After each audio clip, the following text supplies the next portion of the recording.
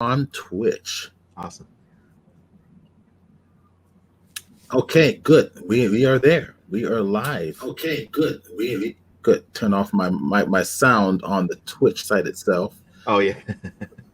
Cool. All right. So let's see. Who do we have there now?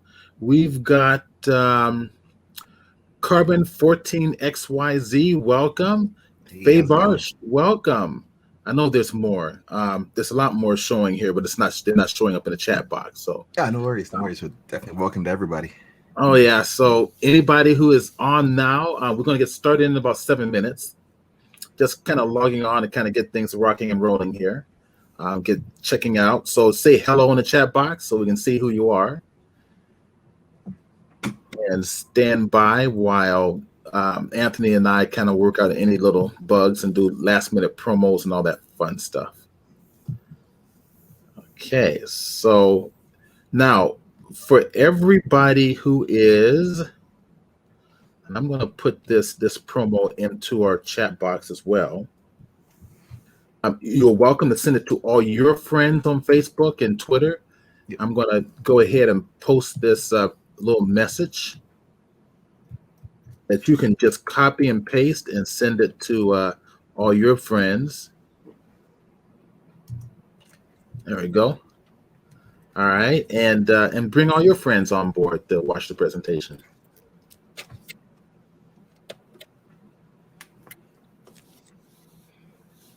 I think I misspelled environments, but you guys get the point. No problem. I mean, I got the second half of that, so we're super good. You gotta laugh. That's the next level of environments. That's what that is. So. That's right. That's right. This is concept environments, man. It's a different world. Yep. To the exactly next level.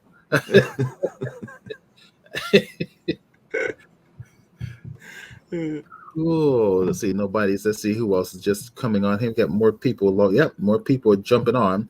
Cool. Hello, everybody. We'll be getting started promptly at 10 a.m.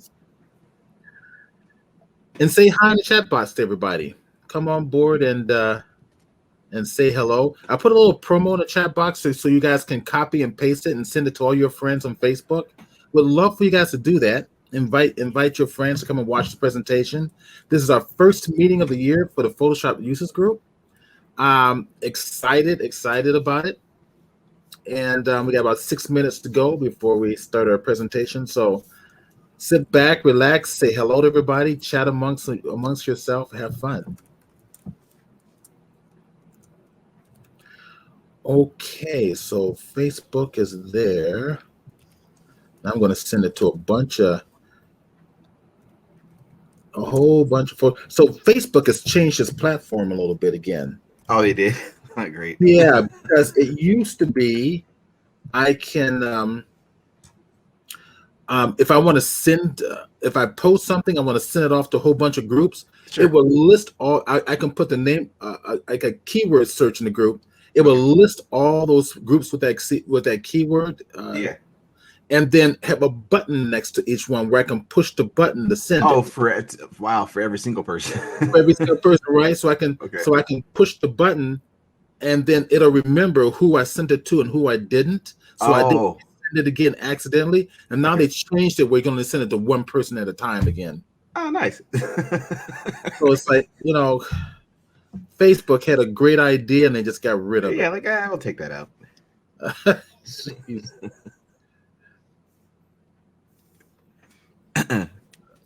Oh, it's one of my clients just posted all his little sheep dogs on my page. Interesting.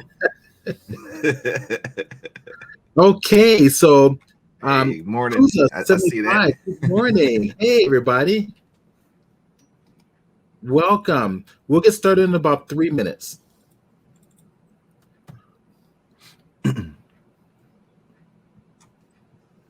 And I'm going to send my little promo off to more groups. So I'll just put in Photoshop in the search string. I didn't have to do that before. Now I do. And I have to do something else too. Oh, actually, yeah. I'll do it that way. Welcome to the Photoshop Users Group meeting. We'll be getting rocking and rolling in 2 minutes.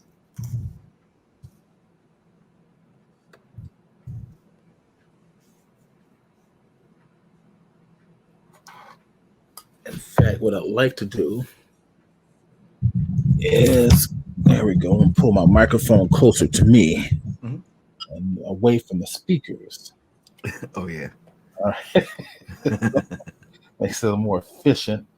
Photoshop in the Lightroom group, we'll post it to that. Okay. We got to do something there too, but that's okay. The Adobe group. We'll be getting started in about 2 minutes, doing a little bit of a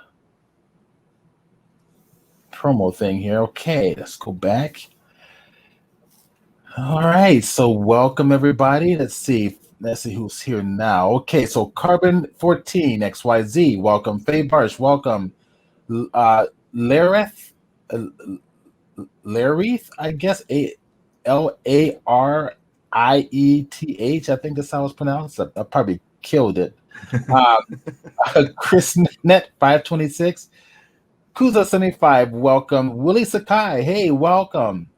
All right, so I'm assuming that your wife is there, Willie, watching too. Let's see. Oh, we got more people joining in. Good. Say hello in the chat, everybody, too. Matter of fact, share where you're from. Yeah, definitely. Would love to find out where you're from. Good morning, DP Skier. Great to see you here again. Says good. So actually, I can do this, huh? I can post what DP Skier. Oh, nice. Yeah, good to hear your voice. It's nice not to have to drive to Mission Valley. See, this is why I didn't do a combination of live meetings and online meetings, broadcast online, because then nobody in San Diego would come to it. No, they're not coming to it. Right now, we'll be home. Why go there? I can watch it on live online. So yeah, that's exactly what happens. Like, no, good. But now that we are in lockdown, it's all going to be live. This is our option. Our only option. That's right. All right. But what's fun about what the big advantage about this thing online is now we've got this huge international audience. Yeah. So we got Faye says she's from Saskatchewan. Oh, awesome. Everybody chime in and share where you're from. We'll love to see where you're from.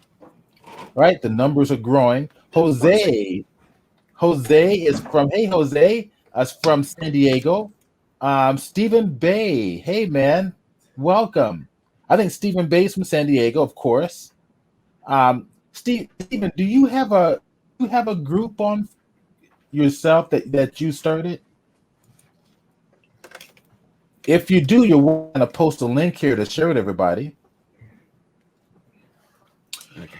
Anthony's going to be doing some giveaways. So Light Chasers, yes. So Light Chasers on Facebook is Stephen Bay is the founder of that group there too.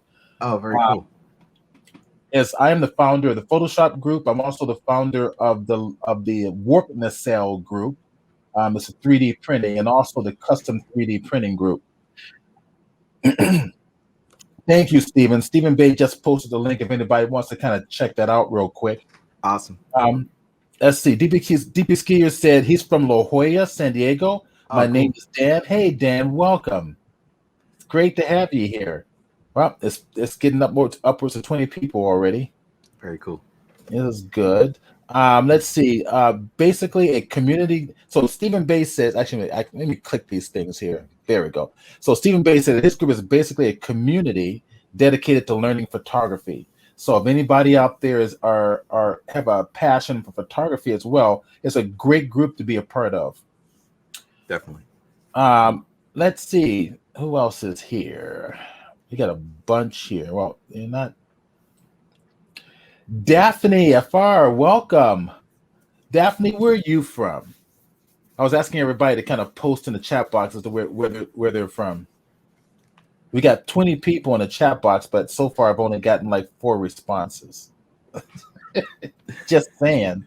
I'm just throwing it out there.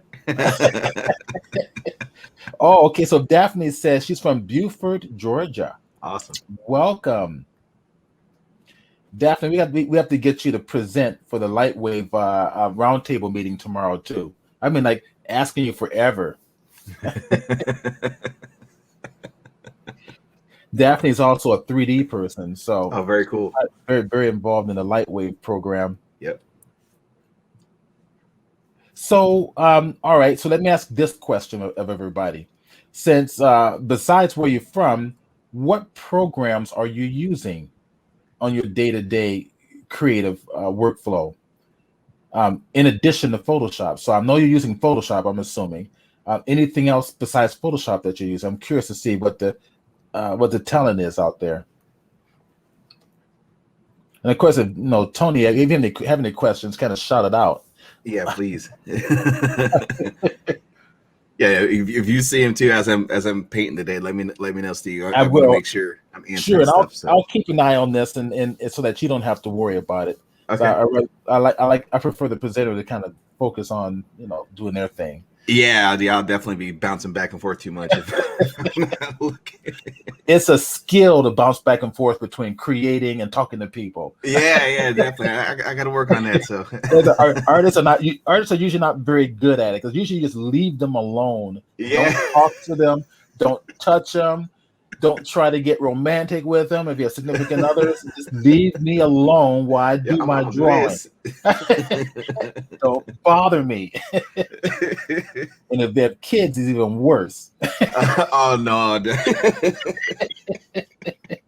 So Kuza75 says he's from Clip Studio. Oh, he's using Clip Studio. Okay. Oh. Clip Studio, Procreate, and Blender. Blender is a great little program. Yeah, it's awesome. I'm getting involved in that too. Yeah, it's very good stuff. Skier says Lightroom also. Okay. Let's see. All right, it's about time, huh? Sure. All right, so Twitch is already recording, so they've been recording ever since we went live. Nice. Now, everybody, I am going to, let's see. I'm going to put a link in here for everybody to join the Photoshop Users Group mailing list because when I'm done recording this, it will also be on Twitch. The recording will be on Twitch, but in order to access everything that we've done on Twitch, you have to subscribe. Okay, it's like $4 a month to subscribe. So all the presentations that I do personally for the Photoshop group, for the Lightwave group, anything that's on my site, you have access to, and I have over almost 200 videos on there. So, and each one I think is like a minimum of 3 hours long, and they're fantastic presentations. I'm always inviting other artists to my stream, so they're sharing their knowledge and skill sets in direction and art. So I think it's very valuable. So the $4 a month is very, very inexpensive. Otherwise, I will, if you're on the Photoshop mailing list for today's broadcast, I will send that out to the mailing list. We're about 5,000 people strong, the Photoshop User Group mailing list. The group itself is about 35,000 people on there for the Facebook group. I think it is. If you are not familiar with the Facebook group, let me actually put the link in there real quick. I'm going to go over here to Photoshop. I should have had this pulled up already. There we go, Photoshop Users Group. And let's go to the direct group. Okay, I'm getting the link. So if anybody here, because some of you are probably notified the minute that I went live on Twitch. So if you're not familiar with the Photoshop Users Group on Facebook, there it is. I will also give the link for joining our mailing list. So give me a minute, so I'll grab that and bring that on. All right, so it's an honor to be able to bring on Anthony Washington, concept artist. Love his work. Regular member and often posting on the Photoshop Users Group site, Facebook page.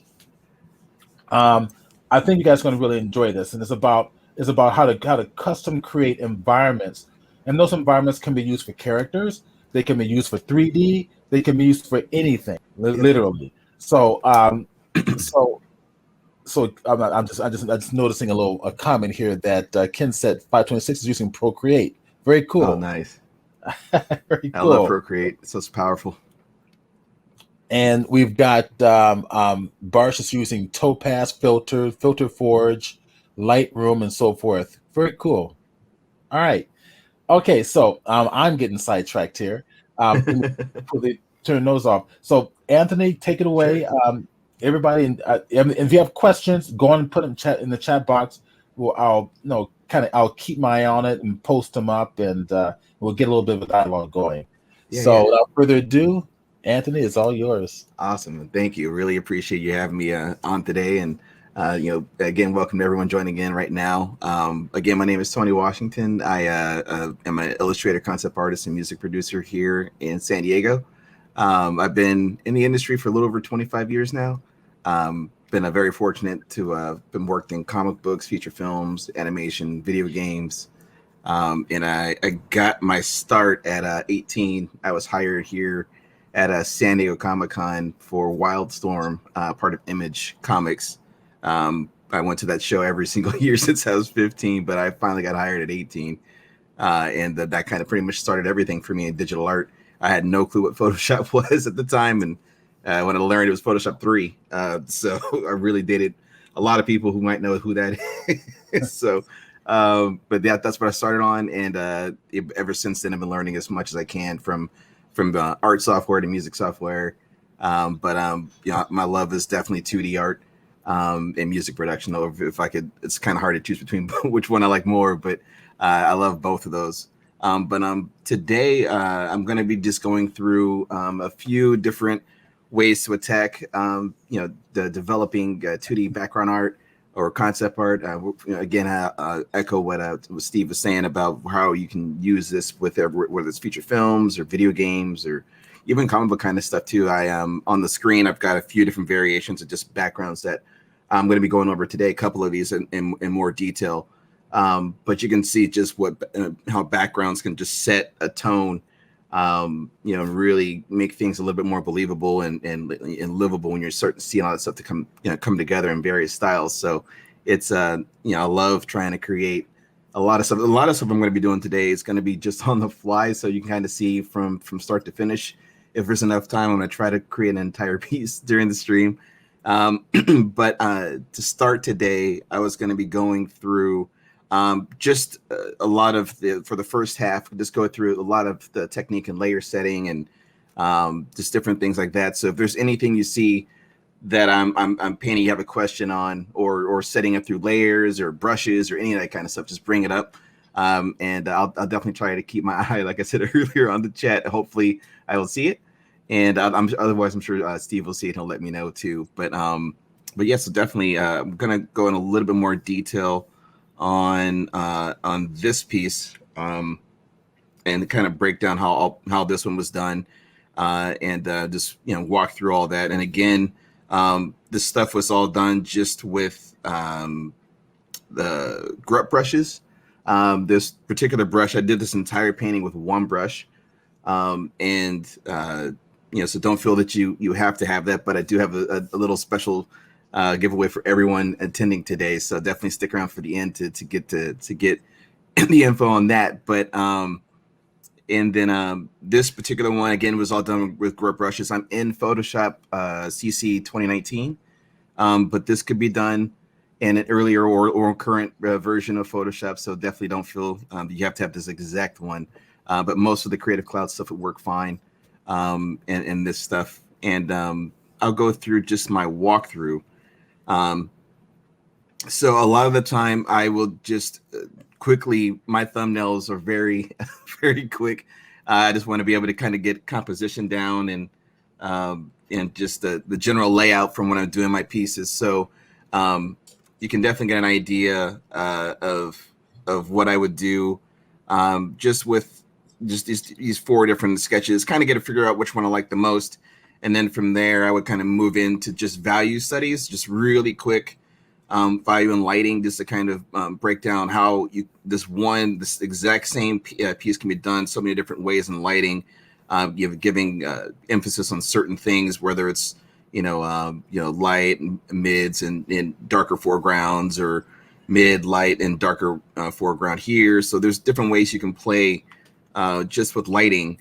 And then as I was painting, one thing I'll be doing today is going through value, because it's extremely important to be able to, you can have, there's so many great colors to choose from, but if the values don't read right, it's going to be really difficult to be able to balance all those different things. So one thing that we'll be going through today is just you setting up a hue and saturation adjustment layer, and that way you can kind of go in between the values, so you can see how your colors are working and then how your values are working at the same time. And then the final thing would be just right here, the final render, and along with just this color strip right here, just so you can kind of get an idea. The predominant color would be here, so this is the majority color that's across this piece, and then the highlight color, accent color, and the pretty much the darkest color that's in here. I tend not to use black that much when it comes to a lot of the rendering. I like there be life in every single value that's on my painting. So it's important for me to not have black as just, unless it's set for a certain mood. I tend to not go straight to black on anything. And then there's a couple of tricks I'll show you as well that you can just use curves to kind of help set that up, so you don't have pure black always in your rendering. But if it's needed for like a noir piece, or specifically for something very dark and moody, then absolutely, then use it for that. But let's definitely jump into this first one. So I have my swatches. You can see that when I'm painting, I kind of tend to go pretty quickly, and I'm always sampling my swatches as I go through. But let me go ahead and take these down so you can kind of get an idea of what it all looked like. So the initial the clouds were right back in here, and then I just started to layer in a lot of different layers just with that one brush.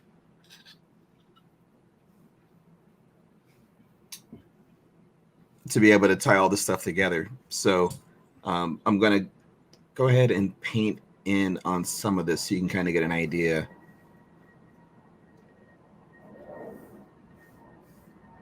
And again, if you have any questions as I'm going along, please let me know. I'd love to be able to answer them as I'm painting. And no questions yet. Okay. So if I was I can just paint this live, so you can kind of get an idea of that. So here's the brush that I use. It's called the Flux Ever.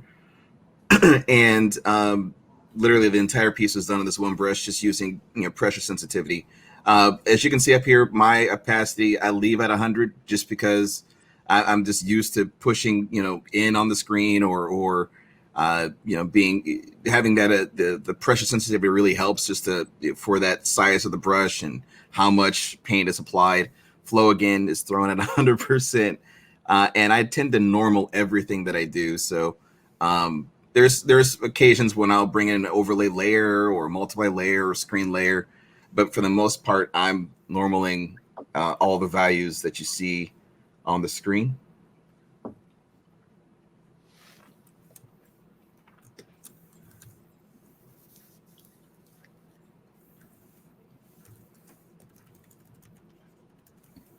So I'm going to add to this piece so you can kind of get an idea of what this brush looks like.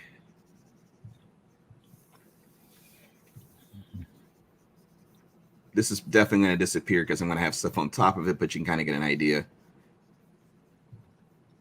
of what this brush looks like.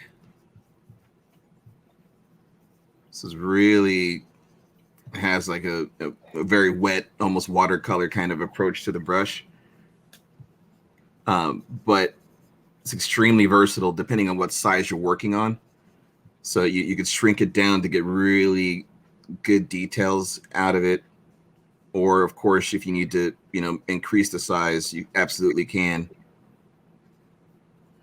to really get that almost the blotchiness back into it, which is, extremely powerful when it comes to just all the different clouds up there. I just played around with different sizes to get that to look like that. But I know that's going to be covered up a little bit with this one, but just you can see it.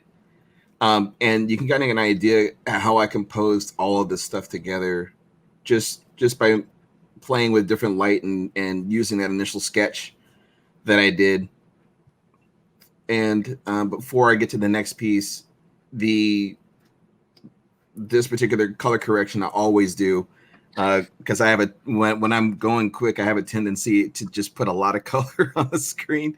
So I always try to tie it all together and using color gels or almost like the same tricks that are done in film to bring things together to lock all those colors and give it a harmony to the entire piece.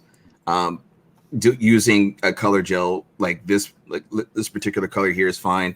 It's just I just made a brand new layer, switched it to color, and this one's at 27. I'll go ahead and just put this color and just drop the opacity down. That way you can get an idea, and you can always slide through the color gel. That way you can figure out the color that you like the most.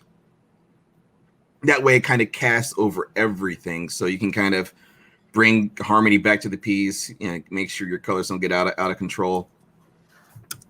And then also I use the curves, and I'll make a new one.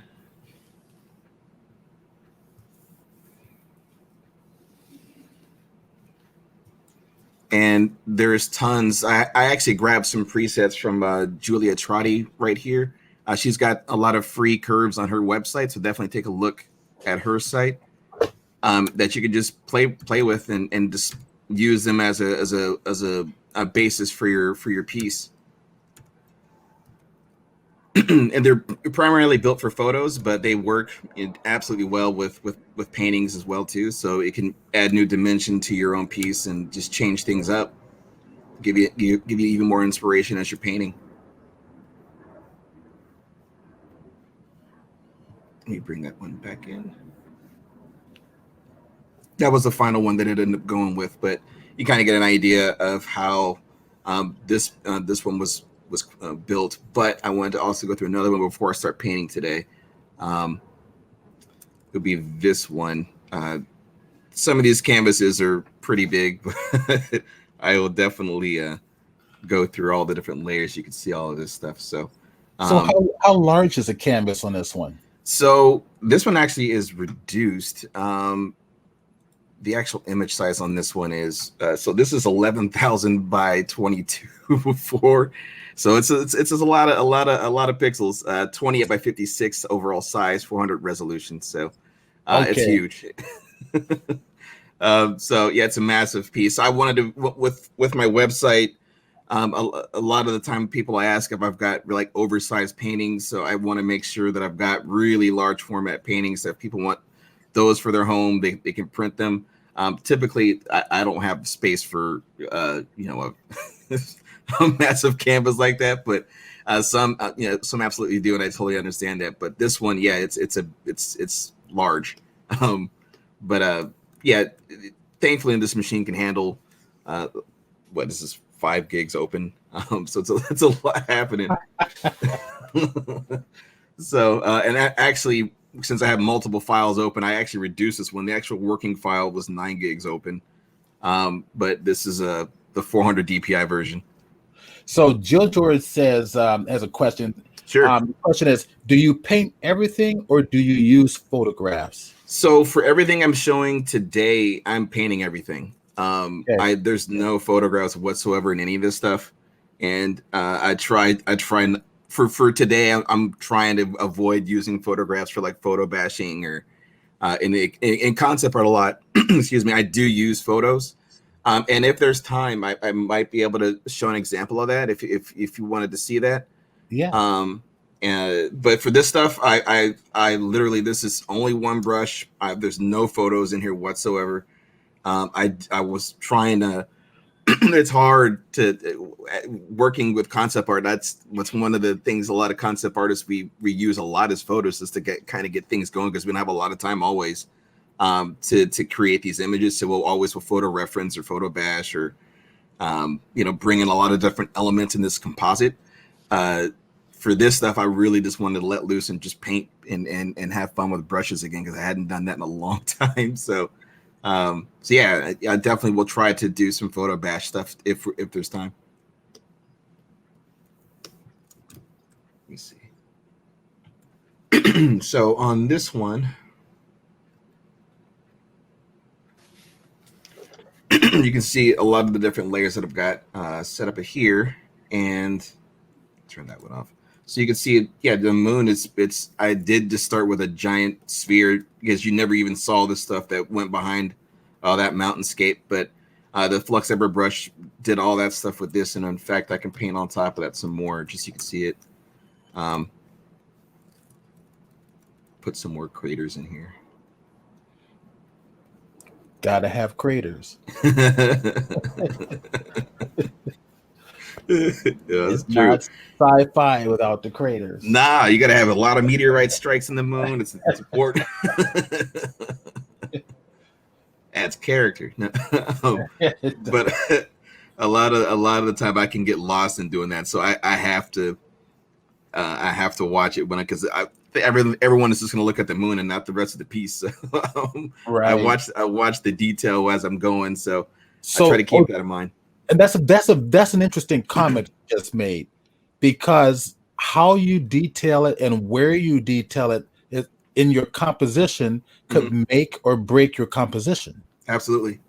Yeah. So I really try to, whatever the emphasis is, I try to focus the detail and lighting on that. And then everything else is kind of complementary, so it kind of helps to frame it. But a lot of the time, I know what I know I'll start noodling on everything if I get the chance to do it. So for me, I knew the important stuff was right in here that I needed to make sure was nice and detailed. So I made sure just to lay low on, just imply detail and craters in the moon. And the eye would kind of know what that was, and then build around that.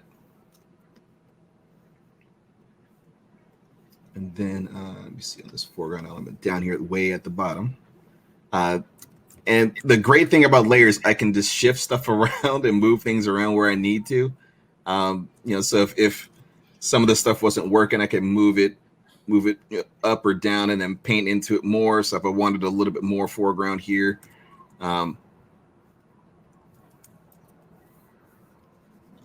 So those layers are critical, and how you position them become critical. Absolutely. And then a lot of the time, all of my group sets have pass-through set up. So if there's certain effects that need to make sure they're non-destructive to everything else, you want to make sure that everything's just set up through pass-through. For me, it's so much easier that way. Okay, so you're saying pass-through. Why do you use that? So especially what pass-through, what effect is it having? Sure. So pass-through, it would have literally that. So all of my effects, whether I'm using screen layers, multiply layers, any of that kind of stuff, everything would literally pass through or translucent itself on every group below it. So it's really important to have that, because sometimes if I've got this turned to a different, say for instance, normal, you saw what just happened between this foreground element and the background element. I switched to pass through, and you'll be able to get extra texture, extra grit from the stuff that's behind it. But if I go to normal, it covers it up. So I wanted to be able to play with a little bit of that extra texture from the brushes below. And that way I just set it to pass through, so all of that stuff can kind of show through. So it really helps for me to get a little bit more mileage out of the different textures and brushes that are happening beneath each of these layers. So definitely thanks for bringing that up so you can just see it. Yep. Nice. But I can definitely change stuff around even more if I wanted, and go against some of the composition if I needed to. But again, the emphasis has to be on this stuff up in the center, but just so you can see it before I start painting live.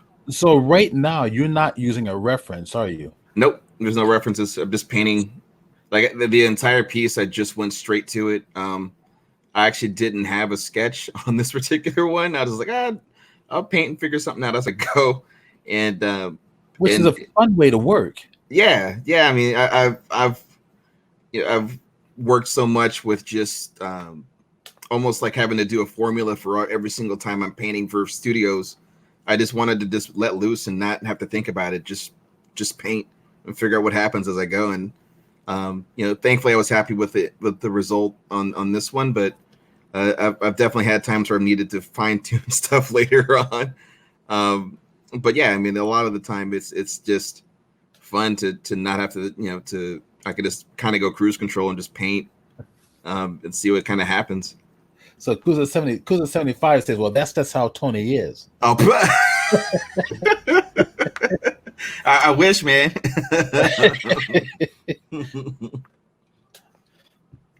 Nah, I'm still learning too, man. So definitely not like that, but I appreciate it. The learning never ends. No, it doesn't. I love trying to learn new stuff as much as I can.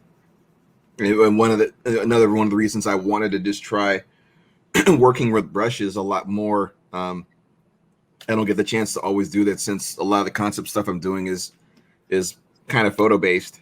So it's definitely difficult to always slap custom brushes on top of stuff. But when I get the chance to do it like this stuff, it's so much fun just to experiment with what these brushes can do.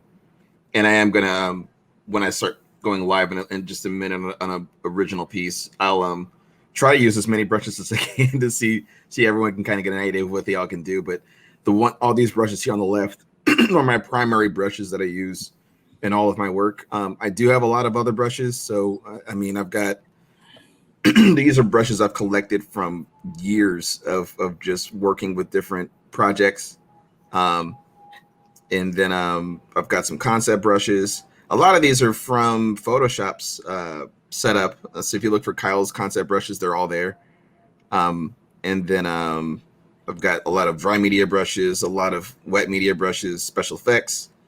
So there's lots of different stuff that I've got in here. A lot of them are from Photoshop, but the ones that my primary ones are all here. So there is a Photoshop one. These were stock ones right here from Photoshop from all the way back in the day.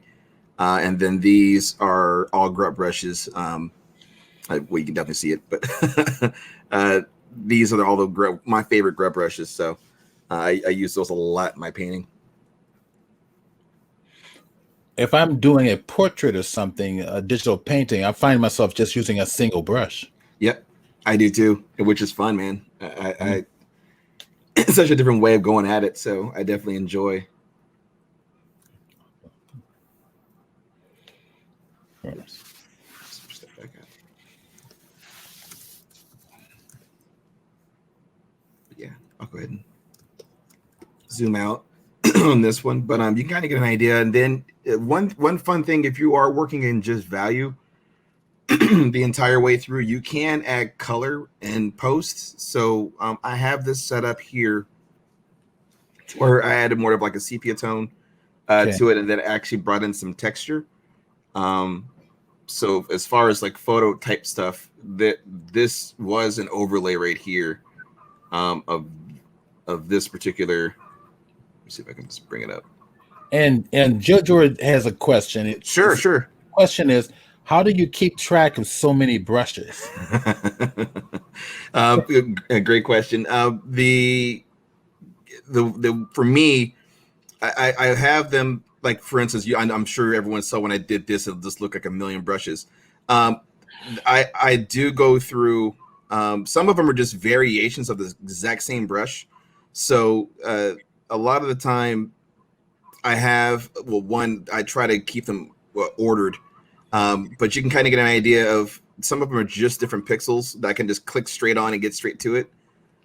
So some of them aren't not necessarily, this is just one brush with different pixel sizes. So, but for the most part, I group them, all of my brushes. So, and I try to, when I'm importing them, I immediately make a folder for them and just slap them all into one folder. So I have all the general brushes are right there. So these are some of the ones that these are literally some of the older Photoshop brushes too. And I have them just already sectioned out, so I don't have to go through and literally try to search for them. I know exactly where all my brushes are at that way, but I tend to not get too lost. That I wanna put my favorites into one area, so I know which brushes I'm always going to be going to, and occasionally I'll move some in and out, but these are pretty much get daily use on the any of the pieces that I'm working on, whether it's concept art or matte painting or any of that kind of stuff. So I'm glad you brought that up. Yeah, it's a lot of brushes, but a lot of them are just variants in pixel size. So but overall, I just try to keep an eye on which ones I like the most, and I just put them in my own group folder and just select them there. All right. So now I know I have a question. Sure, of course. Because you were using um, your hue and saturation, Mhm. and in other words, to get your value, or even to get you a certain type of a color range. Right. Do you ever use the gradient map? I have. I know. I've definitely. I don't use the gradient map. I definitely know how powerful it is, but I don't. I do not use the gradient map. So for me, because what's awesome about Photoshop, and I'm sure you know this, and everyone listening, there's so many ways to get that exact approach done in Photoshop. There's at least 4 different ways to do every single thing in Photoshop. And I know the gradient map is extremely powerful. I got so comfortable using just like, for instance, if I went back on I'll go here, and when I was just doing my values, I can just go to hue saturation and then take out all the color that way. That way I can cycle through my value that way. But the gradient map, I've definitely seen it, and it is awesome. So I probably should incorporate that more in my paintings, but I got so used to using that just to turn it on and off to look at stuff. For me, that's it's easiest for me, but I absolutely know what you're talking about, though. Right, because you can actually specify the exact colors you want The to exact be. color I want. Yep. Which is extremely powerful when it comes to just keeping that range tight, because it automatically set it all up, which is cool. Okay. But let's see. I want to make sure we're doing good on time so I can paint some stuff live here. Oh yeah, you've got to about 11:30. We'll take a 11:30. 15-minute break. Okay. Then Then we'll say 45 minutes to an hour and 15-minute break, and sure. then finish up the other hour and a half. Okay, cool. Then I can let's see. I will go ahead and paint something live. Then I quickly sketched this just before we started. That way I can go right on top of this for everyone today. Let me see.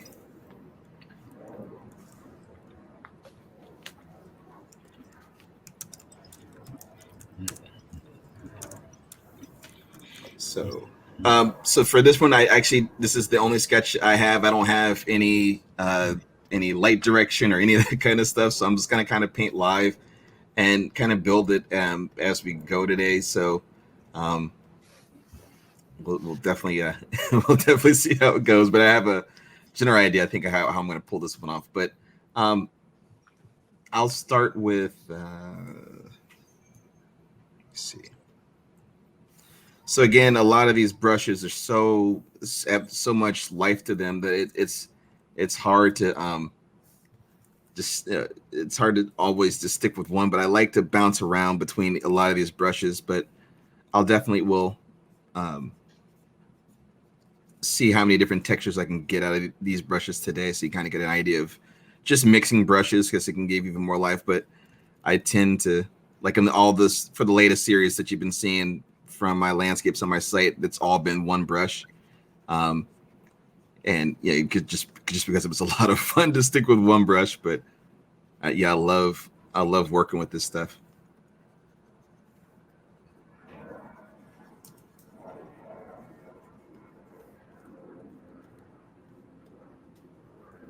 And again, a lot of time I keep with just solid shapes, just just so I can look at how all the silhouettes are looking in the composition, and that way I can adjust before I paint right on top of them.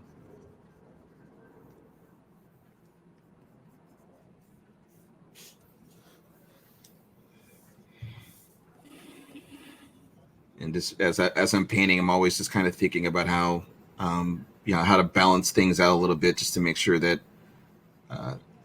the composition's holding together, and that way certain things aren't getting. I mean, you can definitely, if you want asymmetrical, by all means, go for it. But when it comes to just for me, just quickly painting something, I like to have balance. Whether it doesn't have to be another mountain, it could be just a cloud formation that offsets that mountain.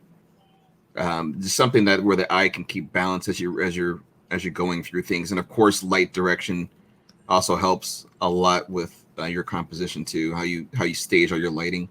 So when do you decide to stage your lighting? So once I get the silhouettes where I'm happy, I tend to start I tend to start moving right into light direction. So like for instance, if this was the entire piece, then I would figure out, okay, well, how do I want to separate these planes? What could I use in lighting to help to balance these two out? Do I want to have cast light against these things? A lot of that kind of goes through my head as I'm painting. But once I get the silhouettes pretty much laid out how I like them, then I just start going to town with light direction. Okay. So you let the piece kind of guide your decision. Absolutely. Once I see all that start to take shape, that it's a lot easier to kind of go in and start to noodle like I tend to do a lot, but I'll definitely will be doing that momentarily. I just want to get a few more in here. Jill Jordan has a question. Sure. What kind of surface do you prefer to print your pieces on? Paper, canvas, etc.? I think, primarily I love metal prints. I love how, especially when it comes to like saturated color, metal prints just look amazing. But overall, a lot of my stuff is on paper, especially when I'm doing like conventions and things like that, whether it's Comic-Con or even a lot of the art conventions that I've gone to. I tend to have paper as my prints. There are people who absolutely order the canvas ones right off my site, and that's actually for a lot of the landscape stuff. The canvases are actually more popular than paper, which is, I totally understand it. This looks awesome on canvas, but for me, I tend to go with, I would say, paper, then metal, and then like on the newest stuff I've got for the Crow. Actually, I'll go quickly so you can. Well, you can't see the print from here unless I switch the camera around. But for that piece, I went with this. It's a weird cross. It's like a velvet, almost vellum, and slashed with a little bit of vinyl texture to it. So it's really malleable, and the actual feel of the paper is really thick. It's almost, I don't even know the exact point on the paper, but I've never seen paper like this before, and it's completely matte finish too. So if I see the name of it, it's on my site under it's on TonyWashingtonArt.com. If you look in the limited editions, you'll see the Crow ones, and it has the type of paper that it is. I've never seen it before, but my printer out here in San Diego, I go with Chris. You'll see it all linked in the site. They turn me onto this paper, and I'm like, all right, I'm all of my limited editions are going on this paper. So it's super impressive for the stock of paper. And I mean, I've never seen anything like it, personally, but yeah, I would have to say paper first, then metal, and then canvas overall. That's just me, but I definitely know that, like I said earlier, I've seen that the canvas prints actually go a lot better on my site just for the landscape art.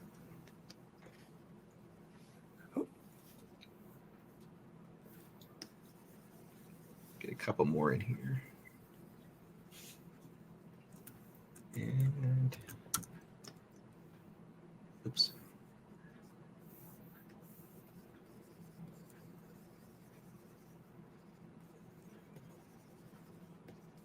And again, a lot of this stuff is really, I'm just quickly implying how the silhouette's going to drop in. I would go in and create all that detail later, but it's just fun to just be loose. So I don't have to really, I'm not too, tight or rigid on the painting, and that composition would feel that way into. So at least for me, so I tend not to get too crazy, technical with these shapes. I just want to have fun, just not thinking about that kind of stuff. And let me see. And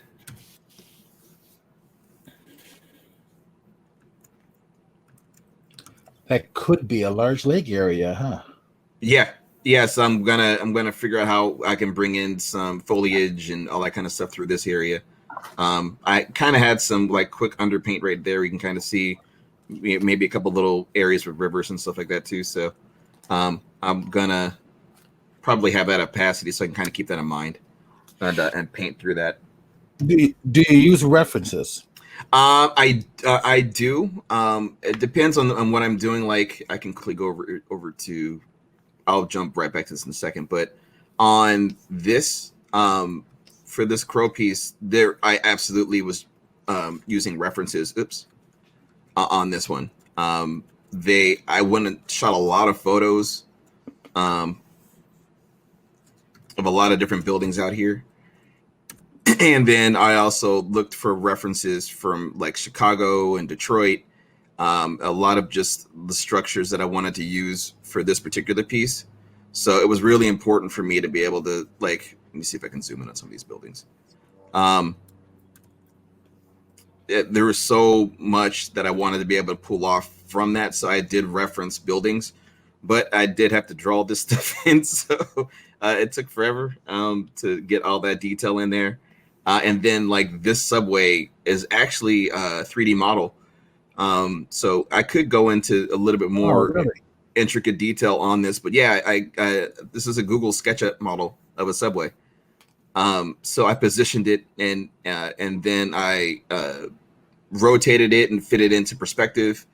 And then I just took a screen grab and then I drew directly on top of it. So all that texture and all that kind of stuff, I had to just draw it. But yeah, so I'll absolutely will reference when I if I need it, or especially when it comes to feature stuff, I have to make sure I'm in line with what the directors have in mind. So I'll definitely will use reference where I can, like the gargoyle. I look for gargoyle heads and reference those. Definitely reference actual crows. And then this face is based off a friend of mine, Justin Andrews, who's an actor up in LA, and really awesome guy. And he, let me, make him the crow. And then I just had to draw everything else around that. So he gave me a couple of photos of him looking up, and then I drew everything around him. So yeah, I do reference a lot on like a lot of the concept stuff I do for film or video games. I do reference, just especially if there's a distinct location that the production calls for. I'll try to find references that are in line with that kind of stuff, and then I can paint and go to town with all that kind of stuff too. So yeah, if maybe at the end I'll try to bring up the actual working file for this, so everyone can kind of see that, because it's a lot of layers that went into this piece. It took about a week and a half from start to finish, I think, to get this one done. Okay. But definitely a great question. It depends on the piece, how I do, when I reference. Okay, so get that out. All right, so I'll go ahead and paint in some of the sky. And again, I know I'm gonna end up using some color gels to tie this stuff together, but at least you can see exactly how I'm doing it. So you're gonna use a gradient for the sky? Yes. Yeah, I see. Now I'm noticing you're using circular gradients. Yeah, so just a little bit more control. I can use like the almost the linear one, where it's even across everything. But for me, I like to help just with the eye, if I can push a little bit more of that direction on one side versus the other, I tend to do that. I'll always, with a lot of the skies, that one side's just got more light, I tend to not make it uniform across the sky.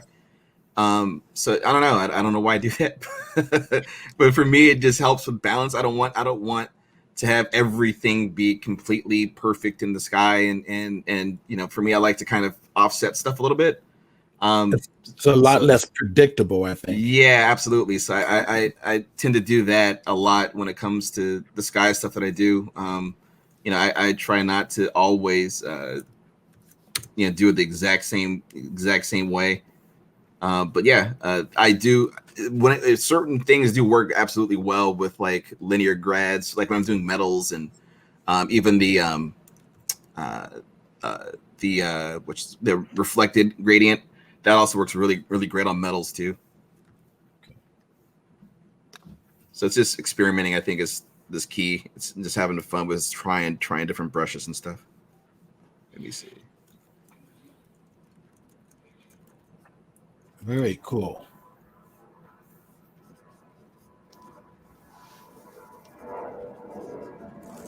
So again, just quickly,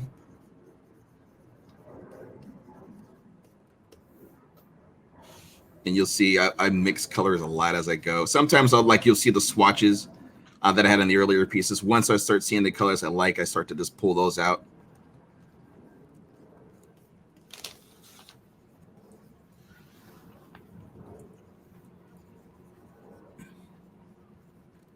When you start to get used to digital painting, what I've often noticed is that the faster I work, the more successful the piece will be.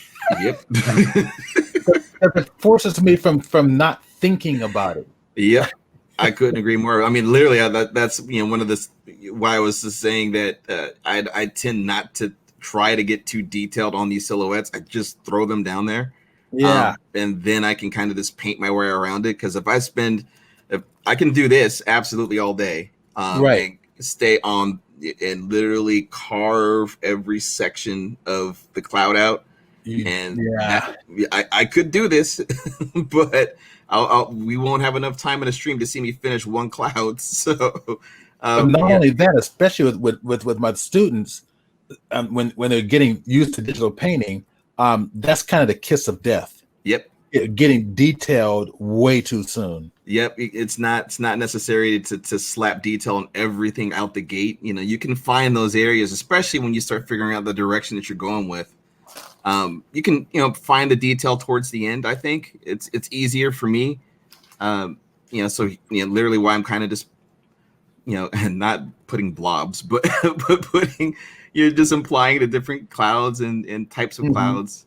It doesn't have to be super intricate out the gate. I can figure it out as I go, and it's more just having fun with it. Because if like we're both talking about, if I sit here and just sit there and try to put every single thing on every piece of the mountains and the ground, and sure, if I'm going for a matte painting, then that's necessary. But when it's just painting, I'd rather not try to get so detailed with all of it. I think it's important. We're like I was talking, going back to the piece with the moon in it. I didn't want the moon to have every single crack and crater and that you could ever think, because the eye will get lost in it. It's just too much. So I try to pull back where I can, and then use that for the areas that are most important in a piece. So, like for instance, here I would leave this sky for now and come back to it, and then now that I can start to see some of the color, I can go in and bring in, start working on mountains or whatever next. In fact, I'll go to this one, and just start to build on top of that. So this one wouldn't have.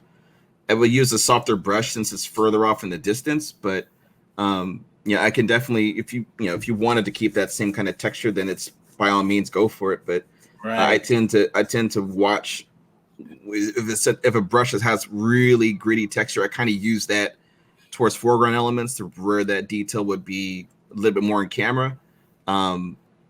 So I tend to not get too. I would use a softer brush, like in this area, maybe even like a chalk brush, and that way I can just kind of imply all those peaks. But I'll just sample that sky color and paint right into it. Right.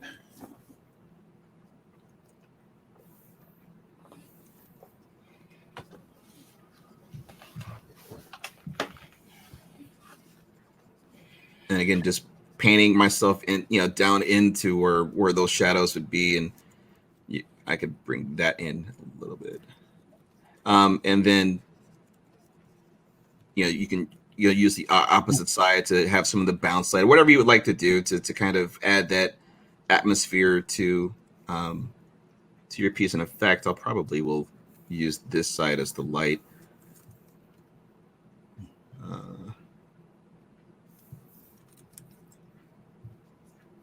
And then I can start to see like the values would probably start to clash right around there. I can see it just from that, but I can quickly go in and just bring up hue and saturation, and then I can see it for myself.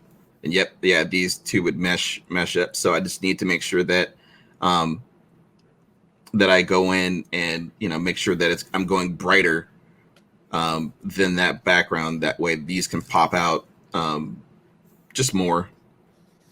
So Jill Droid has a question. The Sure. question is, which brush did you use for the clouds? So the initial clouds were this soft round 17 right here.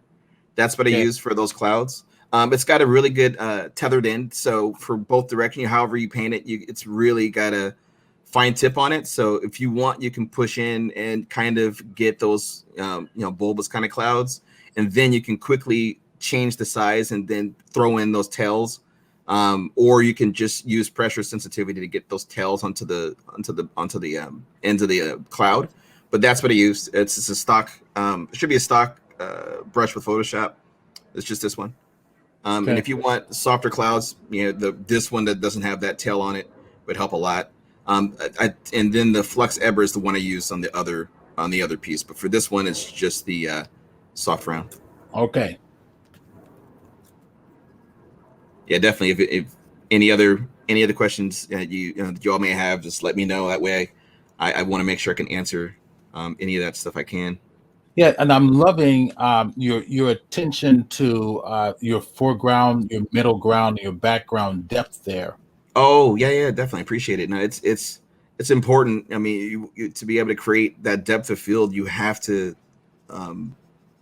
keep that in mind because they all start to bleed together. If you don't, and that composition starts to break when you don't have that kind of balance between your piece.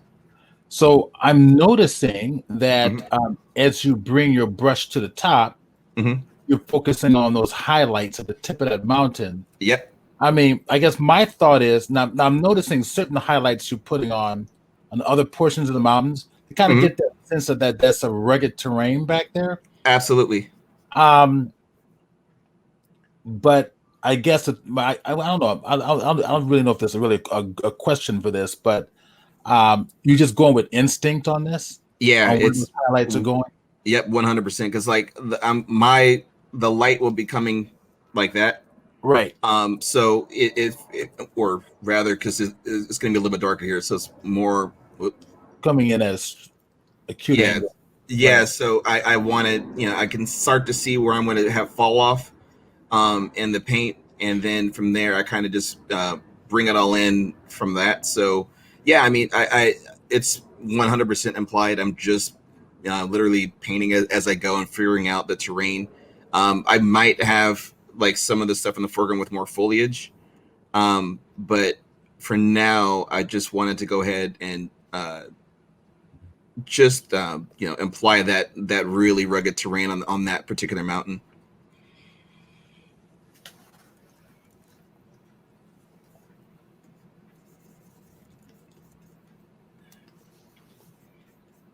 And then and sometimes as I go, I may still make changes as I'm painting. So this could alter a little bit more as I'm painting throughout the day, because I'm going to actually try to do this entire piece before the session's over today. But right, it's important that speed and this kind of stuff is fun, and but I would say definitely don't let speed be a crutch or something that's creates nerves. You want to have fun when you paint, but I just find it, if I can just go, then I can get a lot more out of it. Almost like what you were saying earlier, just going with speed. It's just a lot more fun. I can just have fun and not think about like, oh no, wait a second, I need to make sure that this one peak is at the exact same dimension. I'm like, no, I need to go and just paint details and have fun with it. I'll figure it out as I go. It's not a big deal. I can make changes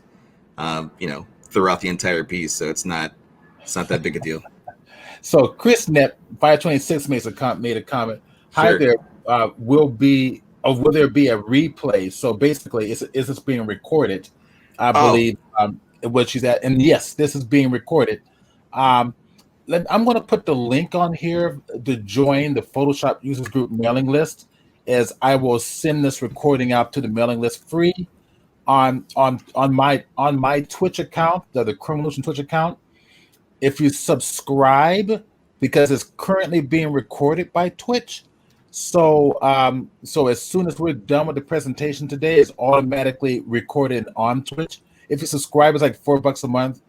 You get access to everything we've ever done on the site. So just to put that out there, we'd love to have you subscribe. But definitely follow me so that you are notified every time we have a presentation. So I'm also noticing too, Anthony, that you're starting your low level haze back there below at the base of the mountains too. I am.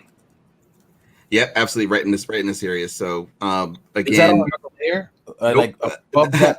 Normally I would. Normally would. Oh, okay. Normally I would, but I'm just going for it. So it's fine.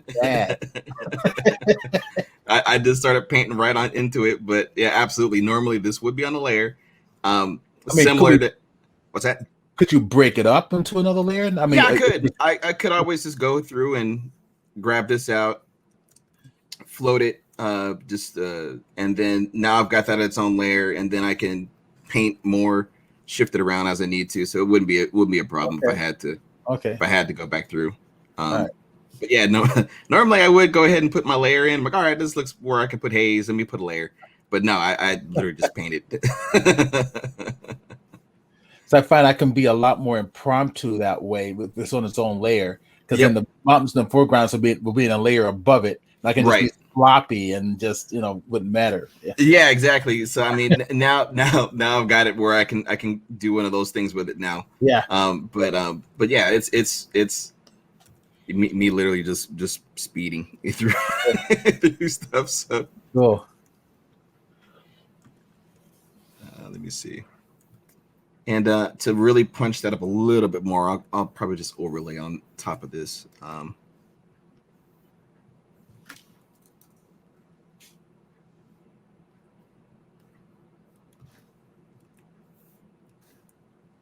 Let's change that a little bit. Okay. And then that way that'll just be for that main element. I mean, this is normally I put the overlay on the layer, but it's no problem. I'll just keep painting this out and then move to some of the other pieces. And then again, as I kind of see where things are going, I'll leave it, move off to another piece, and then tie stuff together as I go. Right. But so again, I don't get too detailed there. I'll just go ahead and leave that at that point. Move into these. Again, I try not to leave just black as a color. I want there to be a little life in all of it, unless, again, like I was saying earlier, if it's part of a piece that it requires that, then sure, then I'll go out, put all the heavier tones that you want into the piece. But I tend not to do that. So what I'll probably do, I'll leave this the brightest, and then I put pockets of light throughout all of this stuff on this side. And that way I can kind of play off, especially when I start doing all these clouds and stuff like that. All this stuff will start to come together. I guess where with when I get started with landscaping stuff, as you're blocking in the large shapes on the left and the right hand side, where I get stuck is where do I put the detail in the middle of those shapes? In other words, where do I go from there? I mean, I know where the light's coming from, but how do I want them to look? I get anal about how they should look. Right. No, I mean it really it comes down to a lot of it is when you start to see where your light direction is going to come from, you can kind of play with that. So a lot of like if I bring in some foliage in a minute, I Right. won't have to really think about, like, for instance, if I just put just a quick gradient. Um,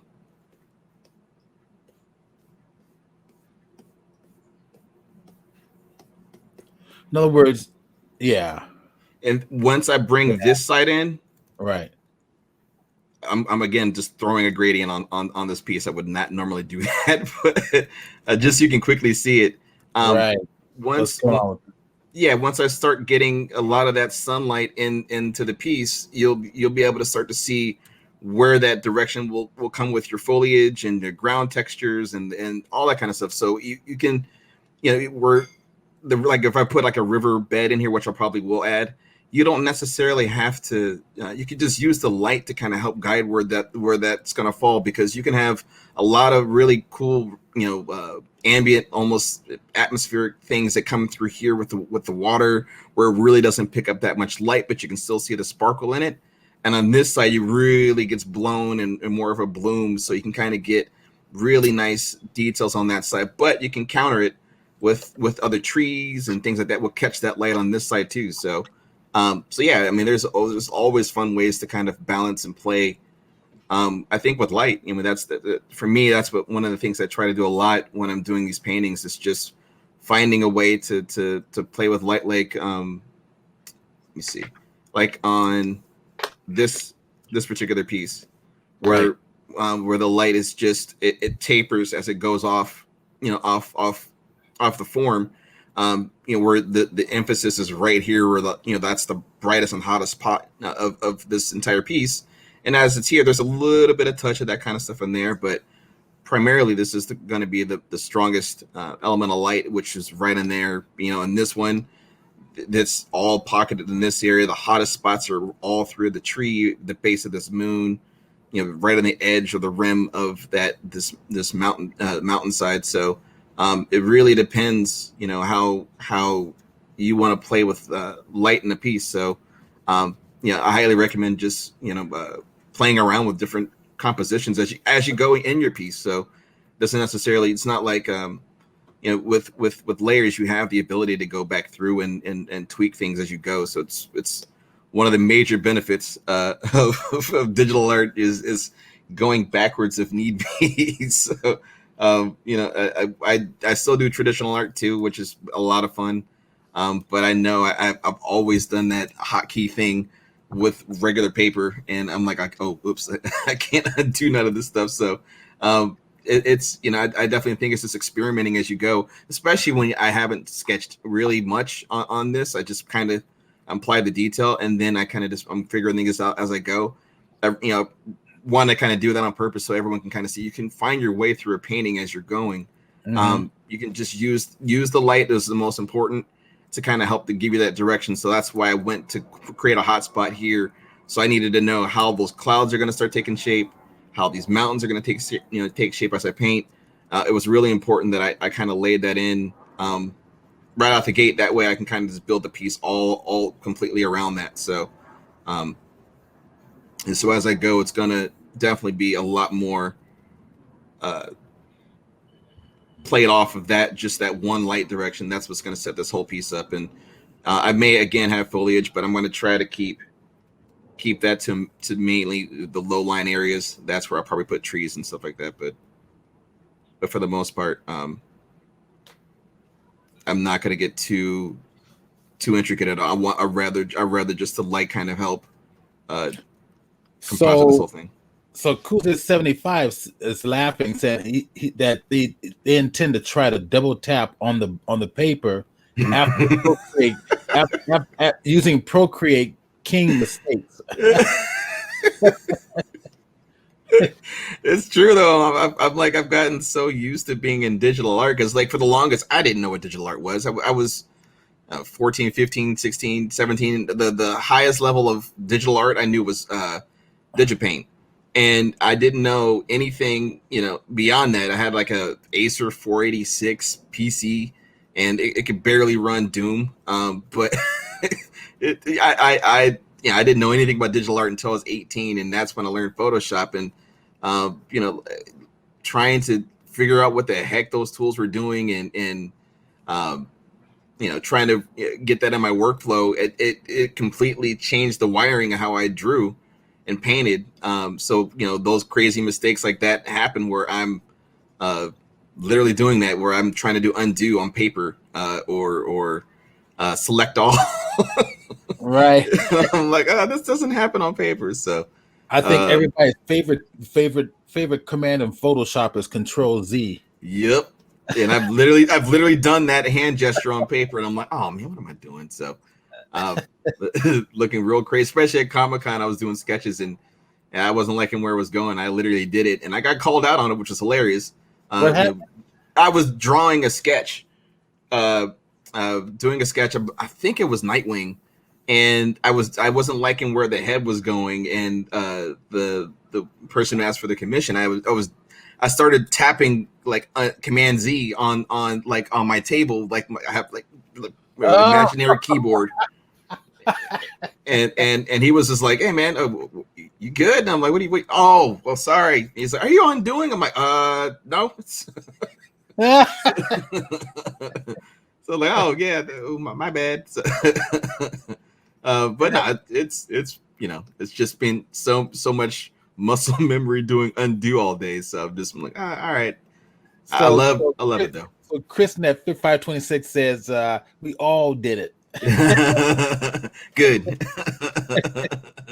I know what's really funny because in digital, there's a lot of tools that we use, especially in Photoshop. There's a lot of tools that we use that many artists would consider to be cheating. So Sure. if I'm doing portraits of somebody, Mm-hmm. just straight digital paintings of portraits, and if I need to correct something, I love that the warp command under the edit, under the edit menu, transform warp command, right?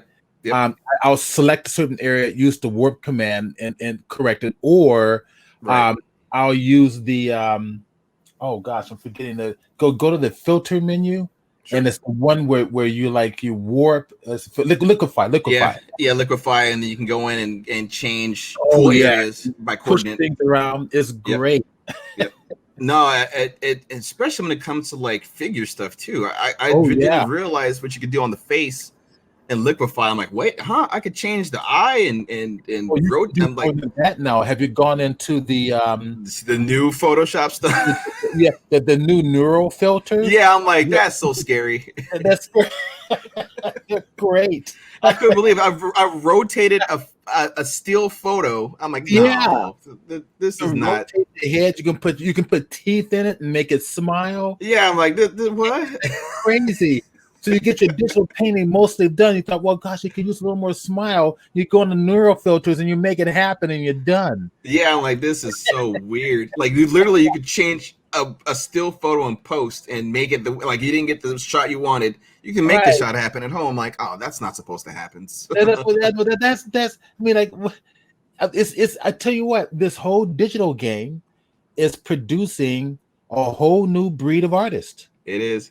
I mean, absolutely it's like people who would never pick up a paintbrush and oils or acrylics will now do it in Photoshop. Yep. But, I mean, and the convenience. I mean, you don't have to buy tubes of paints anymore. You save a hell of a lot of money. but the $10 you spend on Photoshop a month, right?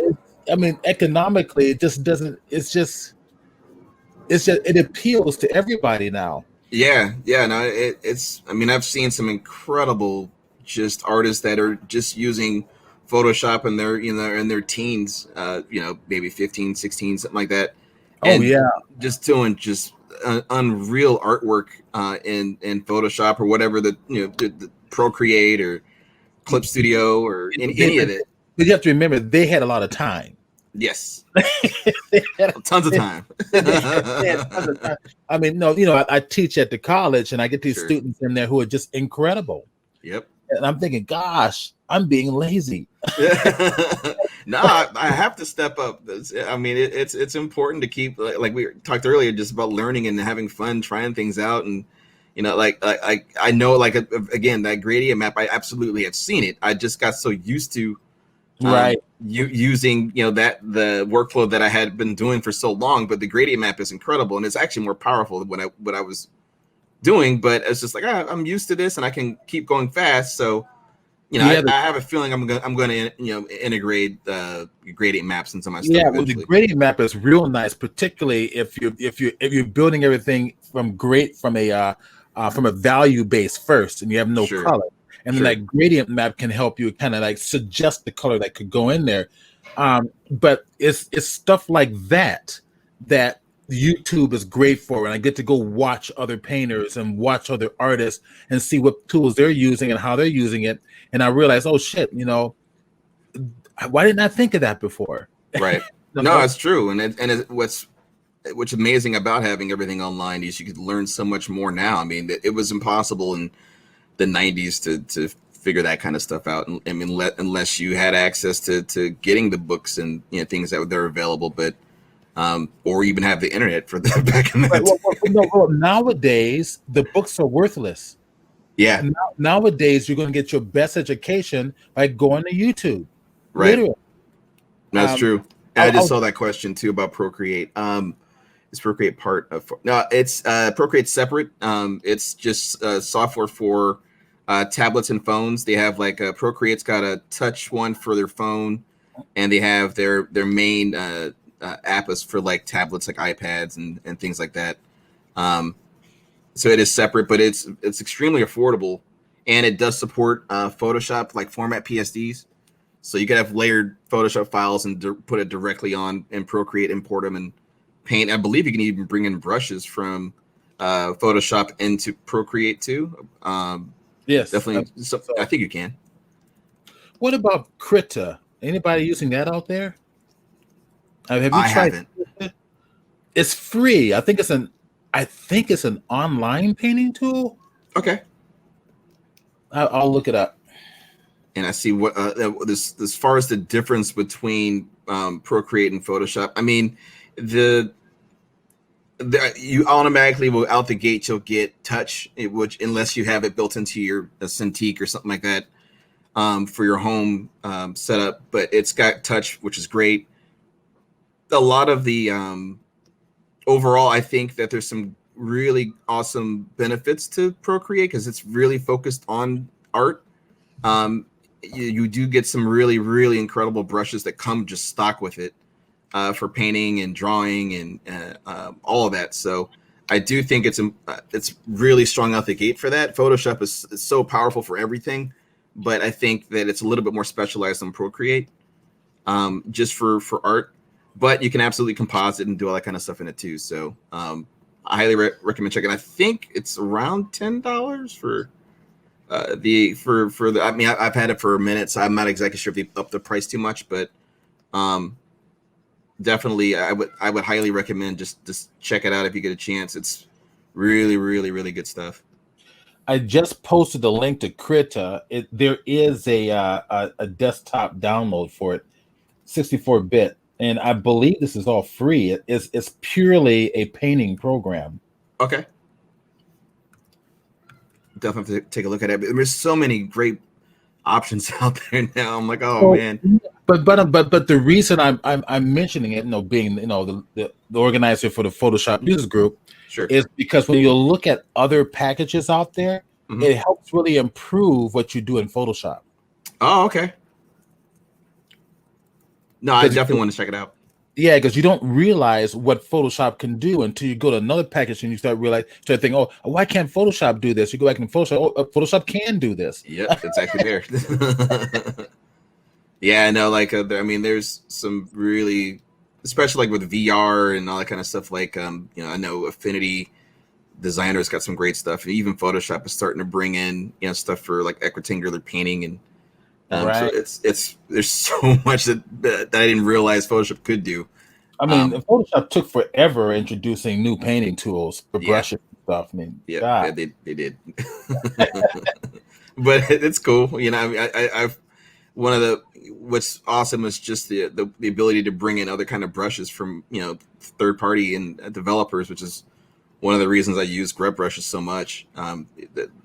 Nikolai built some incredible brushes. I mean, the list of brushes I've got that I purchased from them have been a lot, but I've found my favorites. But Photoshop's like, all right, we need to jump on this game now. So, and they did, thank goodness. But okay, so all the brushes you've downloaded that you procured in your career, do you find yourself using hardly any of them? Nope. That's what I got so excited because of all more brushes. Yeah, I mean, when I was teaching over at Otis, all the students want brushes, right? Yep. And it's like, well, you don't need all those brushes. Just learn to use one brush. And they couldn't believe what they could do with one brush. Yeah, you can get away with a lot with one. I mean, I've got these, like, again, those are my favorites that I use on a normal basis. I do experiment every once in a while with other brushes when they come out and see what they can do, but I still kind of stick with my go-tos because I know what I'm gonna need in the end for a lot of this stuff. So I try to limit it, because if I start having 1,000 brushes that I work with, then no art's gonna get done. So I try not to go to town too much, and put a million brushes in my workflow, because I just want to make sure I can actually get artwork done. That's super important to me. So I try to limit the amount. So that's why when the question came up about how I organize all of these brushes, it's a lot of it is just me finding the ones that I like. And like, I'll spend time throughout the year, it's not like one particular day, but just time throughout the year, I'll just goof off and experiment and see what else I can want to keep learning on with brushes, and see if there's new things I can add to the tool set. But a lot of the time it's just I find the ones I like and I stick with those, because I can get a lot of mileage off of just those brushes alone. So I'm like, all right, I don't need to have I have them here just in case I need them, but for the most part, these are the go-to. I've got the other ones, I just didn't toss them. So someone had a question about Affinity photo. Yep. I think that's PC only, right? Affinity, I believe it's on both. It is on both. Okay. Yeah, and I believe it's on iOS too. So it may, I don't know if it's on Android, but it's on I've got it on my iPad also. All right, so I just posted the link to Affinity Photo. That's real popular now. Yep. Clip Studio Pro is also another one that's very popular. Yeah, I use Clip for. I mean, some of the pieces that I've done seminars on for Clip have been directly because of the gel pen. I've never used a gel pen, or that's been better than. I've never seen a brush like that on any software that that I literally would just use the software just for a brush. Yeah. It like, I've done all of my line art from any of the comic book stuff, even those the license posters I did with the Crow. They were 100% done with that brush. So all that detail was done with a single brush, all the stippling, all that kind of stuff. So I mean, I'll go back to it in a minute, but yeah, I mean, that brush alone, I bought Clip just for that brush. I'm like, all right, this is incredible. So Chris Net also made a comment about Sure. He's mentioned that Affinity Designer also includes vectors. Yep. So very interesting on iPad. So evidently, Affinity Photo is on both Windows, Mac, and iOS for the iPad. Yeah, it's I've got Affinity Photo. I don't have Designer on the iPad, but I know it does vector art for iPad too, and it's so powerful from just looking at the videos I've seen. Okay, so do you want to take a 15-minute break? Sure. I mean, if I can answer questions for anybody during the time, I can step. I don't mind. I can definitely keep it moving so we can. Oh yeah. Okay. But if anyone needs to take a break, we can stop for a second. Yeah, we should like to take a little 15-minute break. Everybody get up, go to the restroom, go snack, get some water, stretch your legs. Always good. Sitting at the computer for 3 hours straight is not good for us. Not good for the body. It is not. So what I'm going to do is I'm going to you're fine. Just keep sharing your screen. Don't do anything about that. I'm going to share my screen in addition. Okay. And I'm going to put on the 15-minute timer here so that everybody can see it. Let's turn that off. Thank you. All right. We are back again. I figured I went in the backyard during that break and did a little bit of yard work. Oh, no. All right, so let's add Anthony to the stream. And we are back. That's cool, man. I've got tons of sugar cane back there. Oh, okay. All around the yard. I have to give you some. Do you have a yard? You have a yard where you're living? Yeah, there's definitely we have space back here. Do you want some sugar cane? Sure. All right, because sugar cane, it's a grass. Yeah, so it's it grows like crazy and it's delicious too. Oh, I believe it. It's really delicious. If you can juice it, you can use it to make your own ice cream and smoothies and stuff like that. That's some good stuff right there. Oh man. Okay, cool. So let's I say you're up and running. Yeah, let's do it. Okay, so part 2 of our stream with Anthony. See, we getting these sidetracks here. I got 2 big guava trees. Okay. In addition, I've got a bunch of banana trees. Oh, what the heck is going on over there? So we have a huge yard. The house isn't all that large because it's a duplex I'm living in. Okay. But it's a huge yard. I mean, we have a big yard. That's great. I got a big gazebo back there for attending. I got to get a new one because the wind and rain tore this last one up. So. Oh man. Yeah, no, we actually have weather in San Diego, so. Yeah, I know, and it's looking cloudy, like it's going to rain, but then the sun just poked out here. Oh, good. Well, hopefully it shows up over here soon too. So I'm thinking about just taking my mountain bike out and get a little bit of a ride and get some exercise today. Do you have a mountain bike? No, I do. I need one, but I do not have one. Okay. I have a little stationary one way in the back over that way, but yeah, I don't have a mountain bike. So because I've got 2 of them, so I figured in case somebody wants to go riding, yeah, I've got an additional one here. So if you want to go out riding, get some exercise, let me know. We can. That'd be awesome, man. Be kind of fun. Let's give me a head start. All right, get away from the damn computer sometimes. Yeah, not being wrapped in front of it all day. I mean, literally, I've got a CPU right in front of my face. So. Exactly. Okay, I'll stop goofing around. Yep, you're it. All right, and Anthony Washington, everybody. Cool. So yeah, again, as I'm painting, any questions that come up, please feel free to ask, and I'll do my best to be able to answer that kind of stuff. So, so yeah, as I'm again just applying details into the mountains and stuff, I tend to just lay them again really quick, just to get the shapes in, and then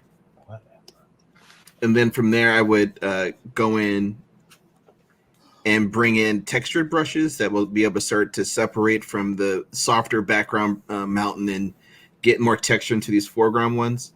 But again, I just kind of quickly just lay this kind of stuff in and build around that.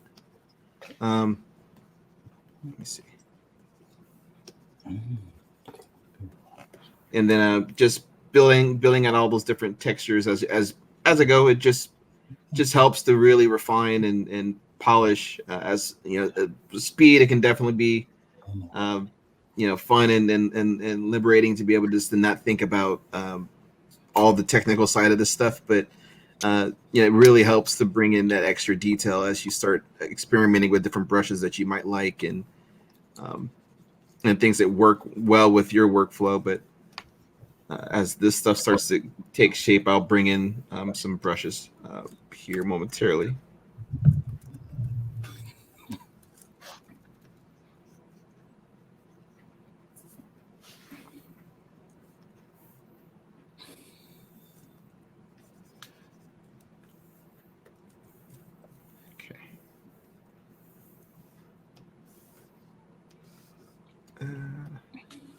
Just normal that. So yeah, again, I'm bringing in some of the texture brushes. This one is just called D-Print.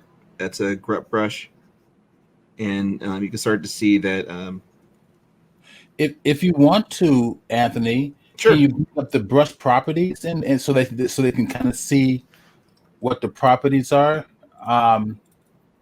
What is the shortcut command for that? It's isn't it? Was it F5? Hold on. I think you're right. I forget. Or it's F5 or F6. One of these two. Hold on, let me see. Or I can go up to here. And Yeah, there it is. And that way they can kind of see what that brush does. So yeah, so for there's all the shape dynamics, scattering, the actual texture itself. So it's based off of a paper that was brought in. So you can kind of, that's literally why you can start to see how that different stuff that's broken up. And the dual brush, it's set up. You can actually go in and tweak these too if you wanted to bring a separate brush on top of that. You can swap out for any of your other brushes. I just use the stock version of this brush. Again, the transfer, it's completely set for opacity and flow. It's all that stuff's been turned off. Build up, I use it because you can build color that way, and smoothing I leave as well. It's just great for all that kind of texture and stuff too. So I really use it a lot. It's definitely a great brush. Let me move these back. Okay. But you can definitely see what the texture would look like. Oops.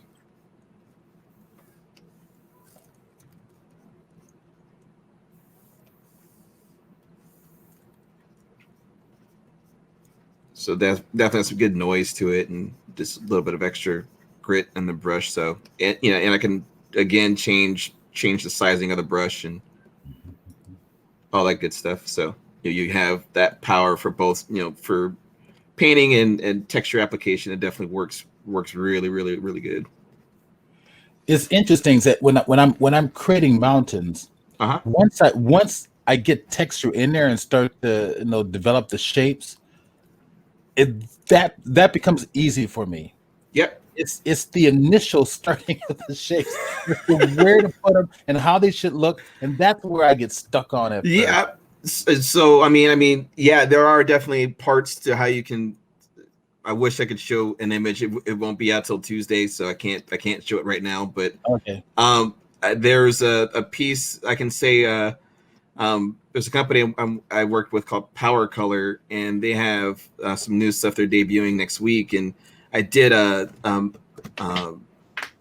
wish I could show it, but it's literally a giant mountainscape, and I rendered everything using the same brushes I'm doing in today's workshop, and I had that same thing. I was like, wait, how am I going to design this? And then I was trying to draw and figure out the shapes, and I'm like, wait a second, what am I doing? So where the slopes are going to be, yeah, where it's going to be, it's right. So I had to just start going back into blocking things to figure it out, because it was just so much. And I actually recorded the entire process, so it'll be on my YouTube on Tuesday, so you'll be able to see exactly how I painted all this, the mountain and all that kind of stuff. So take a look at it's the same, just Tony Washington Art on YouTube, and you'll see it there. But here's an idea that helped me too, and I want to kind of get your thoughts on it. Sure. What helped me with defining shapes within those mountains is using overlay of other textures, like turning the texture to an overlay blend mode and lay it on top of the mountain, and then that helped me kind of get my imagination going as to where things can be. Right. No, absolutely. When I'm doing like mats and concept art, when I'm like almost like photo bashing stuff, I absolutely would do that. In fact, I can. Let me just look up a photo and I'll show you that really quick too. Let me type in a mountain really quick.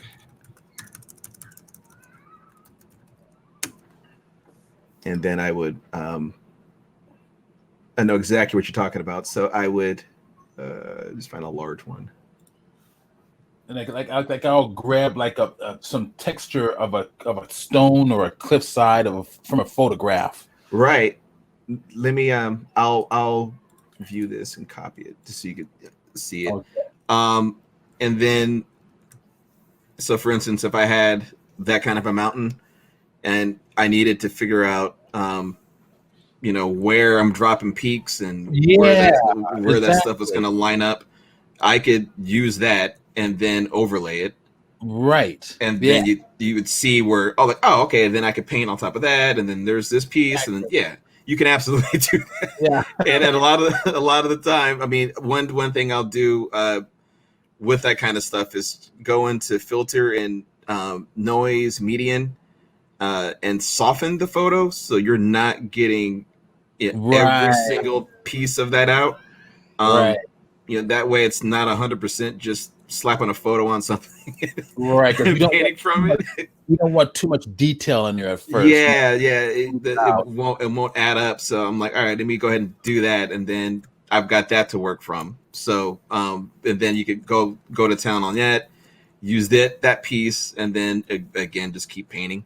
I could go right on top of that, and then you could see where your peaks are going to drop in from that point. But I absolutely do that when it comes to concept. And I'm noticing also that while you're working, you're not rotating your canvas much while you're painting. I try not to, because I get lost. I'll do that all day. Like when it comes to figures, I do that. I will flip my canvas a lot just to make sure proportions are correct. Right. But when I'm doing like landscapes and environments I know what I'm going to end up doing. Flip canvas. I'm like, the majority of the time I'm be flipping canvases and not painting. So I need for me, I had to discipline myself to not do it. So like every single piece you've seen today, I never, minus the crow, none of those landscape pieces I rotated. I just kept painting because I know how I am. I will absolutely stop in midway through stuff just to rotate a canvas, and it's just not how it's for me. I can't work like that when it comes to environment stuff. So so yeah, that's just me. I know artists absolutely who do rotate canvases, and it helps with composition and just to make sure everything works in the scheme of all of the painting. But I know how I definitely got with that kind of stuff, especially working in like a lot of the film production stuff where I would just be second guessing every single angle that I was doing. So I was like, no, let me just do this and just do this. And like, no, I had to stop. So characters, yes. Basically, you know yourself and you respect it. I try to. I can't take 100%. Oh yeah, I got this. No, I still need to,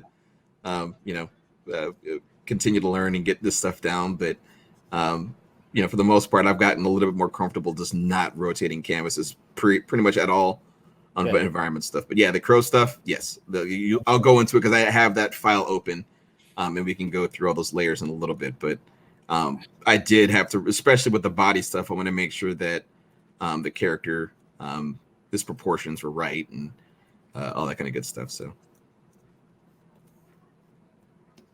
Okay.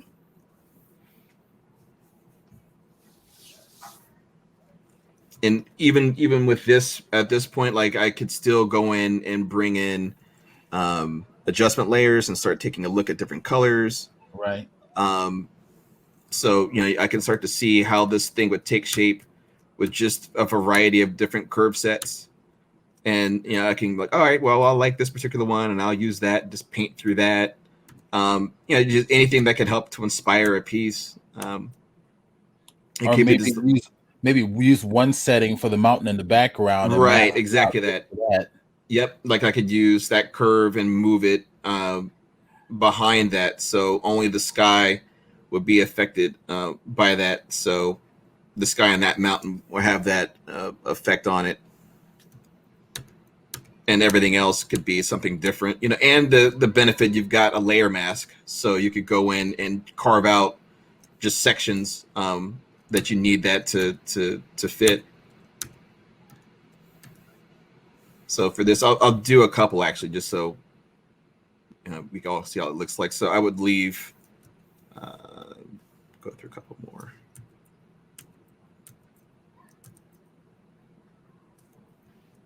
And then I'll do a gel with that one. I'll just put it above it.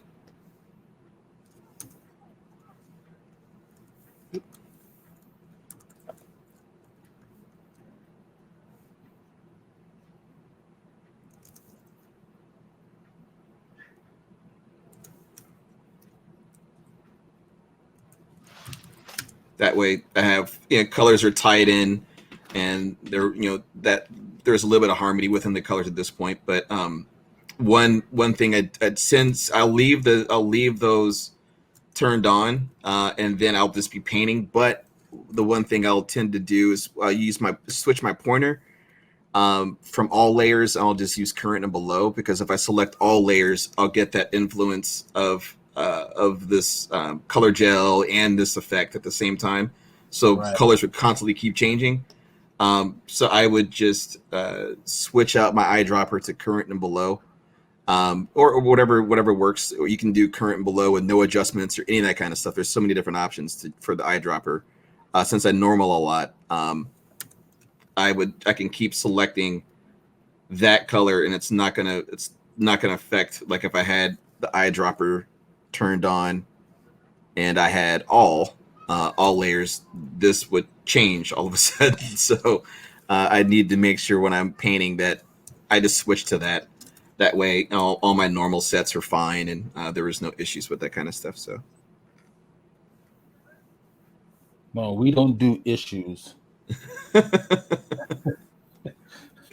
Because it's happened. So I want to make sure I brought that up too. Let me do that.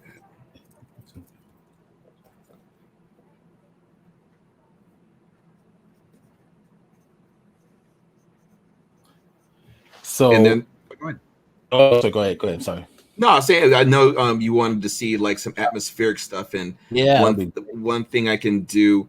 There are brushes that can do that, which are extremely powerful. Or I can airbrush myself. I'm going to use both so you can see both. All right. So like do one custom in one layer, and then use the powerful brushes in another layer. Yep. Let's compare the two. Absolutely. So I'll go ahead and just do. I'm going to switch this to screen. This one I'll show it with neutral color black dust in a second for those who haven't seen it. But I'll use just one of the airbrushes again, and I'll just airbrush this in.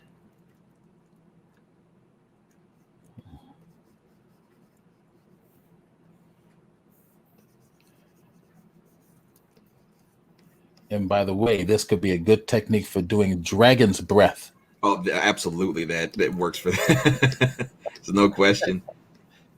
There's been actually a few pieces that I've had to use that on dragons too. Right. Actually, one of the older previous workshops that I'd done with Photoshop Users Group was a character in front of a dragon that had smoke coming out of its nose. So yeah, absolutely, that was one.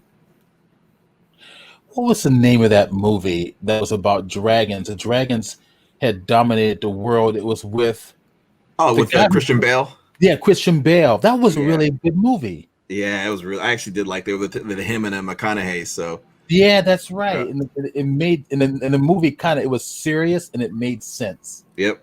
Like, yeah, I can believe dragons can take over. Why did dragons have fire? Because they basically want to eat the ash. Yeah. I'm like, it's a wild movie, man. But I definitely dug it. Because you never heard that in any other dragon movie you ever seen. Nah, actually, I definitely like that movie.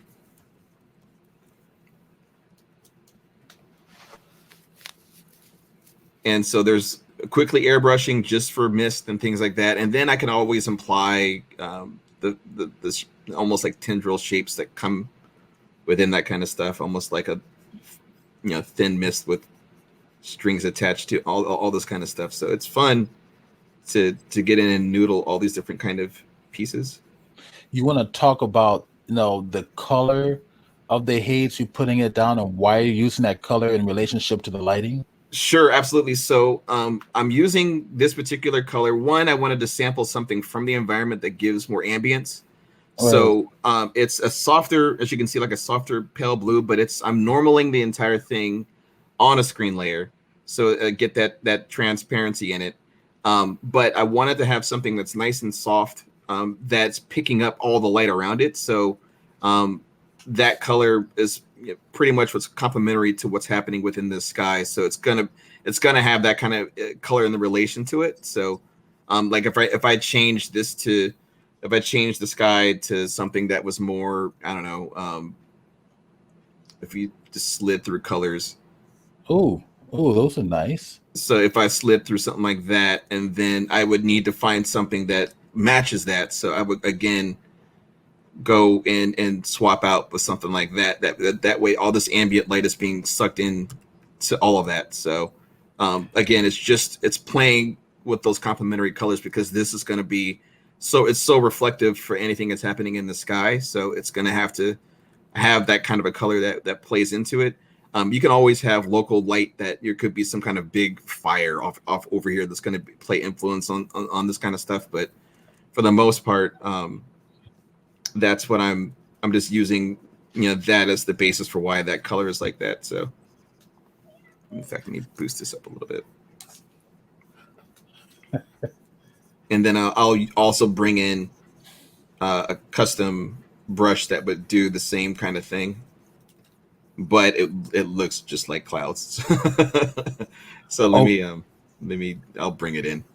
Is this the brush you said that was a powerful one? Yeah, I'm about to bring that right now. Let me turn this one off. So you're doing the standard brush now. That's standard. So you're going to a smaller size to tighten it up a little bit. Yep. And you're adding a little bit more of a glow in there. Yep. Absolutely. Add density to some areas. Yeah. And like I'm holding the shift key down, so which is why you're seeing them all go straight. I'm not drawing straight lines whatsoever. I'm just holding the shift key down to help to bring, and so it's it is make it linear. Yeah, it's very linear. So I'm not. My hand is not that steady. So definitely. So basically, you're trying to because fog is basically hovering over a certain level, which is going to be given a linear feel visually. Right. Okay. So I'll go to this other one, but you can kind of get an idea. I'll go to both so I can slide through back and forth, but I'll scroll down to the concept brushes that I've got, and there are some cloud brushes that I've got in here that, again, you should be able to download these for anyone who's within Creative Cloud. You just go to Photoshop's page. They have all these brushes. And I'll cycle through these so you can kind of get an idea.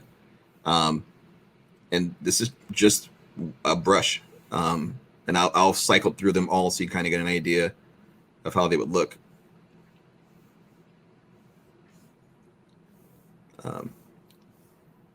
Okay, so for those brushes, you got scattering and stuff added. Yep, they're all built into it. So with that brush, it might be better to add a little bit of a motion blur to it. Yeah, absolutely, to soften up that the roughness. Right. Yeah. So, for instance, like I'll find one in a second that works, I think, and then I'll go ahead and do that exact thing because it does help. Because this brush is great for clouds. It is, and it works amazingly well. Oops, that's cork. So let me not do that. So for instance, if I had that one down, still it's quite a bit, and it wouldn't be that bright, especially on this side. So I would probably just take that down a little bit. Yeah. So it's not as much influence. But you can motion blur it, like you're mentioning, and it'll just help either Gaussian or motion. Yeah. And then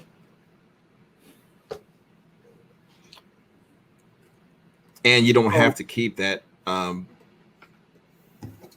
as the basis. You literally just use that as a foundation and paint right on top of it, just using that as kind of implied, or you can combine the two of them. That way you have a little bit of mixture of both and just erase out the sections that you don't like. Right. Or even bring down the opacity. It might Yep. help. Yep. Absolutely. So, so it's just soft enough to where I get a little bit of that texture. I started to get the feeling that lighting is coming in between, right behind those mountains there. Yep. Yeah, absolutely. So, I mean, and I can, again, if I want to just, I'll shrink that so it's not as much. I'll get a darker color in there.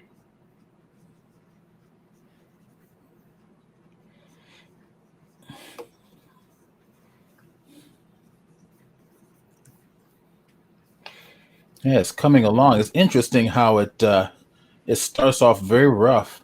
Yeah, it's super rough, and trust me, it's almost embarrassing how rough it can be in the beginning. Yeah, but it's fun. I mean, I try not to overthink it. I just prefer to go in and just be very rough, and then refine and polish as I go, and then it starts to come, take shape and look how I want it to look. But it does take that those blobs of color across the piece to be able to get it refined and focused to where I like to see things come together. So it really depends. Again, just really quick shapes and then apply texture and then paint through it. So, again, I've got, think we got about an hour left, and I can really get in here and polish all this stuff up and get all this detail like I like. But just so anyone can see, you can really be really loose with this stuff. And in real concept art world, this is where about the time where you might bring photographic textures in, like stone textures, and just blend it in there to tighten it up a lot more. Absolutely. No, I literally would. This is where the point where that would happen. I could, let me see. Because in the concept art world, you're using a lot of photography. It is a lot of photo bashing. No, it absolutely is that. I'm just going to actually, since that might be, I see Rain of Fire in the comments, by the way. And that is definitely the name of the movie. Yeah. Let me, I can show like photo bashed stuff. I just got to find a file from, let me see. So definitely there was a project that I did, and I showed this before in a previous workshop with when we were actually at a location. Let me see if I can find the file that we can kind of get an idea what photo bash stuff looks like too. So go by date.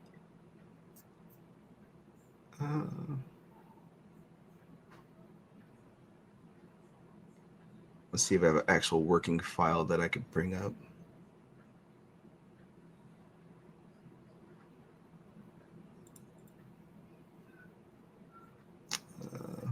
Let me well, I'll actually will bring up in the first. I'll quickly just bring up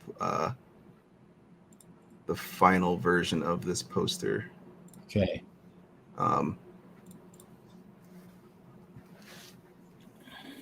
That's really heavily photo bashed. So so I'll bring in the work. I'm grabbing the working version now, but you can see that tons of different. Again, I dropped in just quick paint, and then the same technique you mentioned. I dropped photos right on top of all this stuff. So right. And this again, it needed to feel very photoreal. The character was painted, and I actually posed out a 3D model within Clip Studio Paint, and I painted directly on top of the model. Then I got the director sent me a photo of what he wanted the character to look like, and then I painted everything else around all of that stuff. So it's a lot of a lot of photo bashing in that, but it's a lot of dang work to do that kind of stuff. But it's fun to get that detailed. Let me see if I could find the working file really quick though.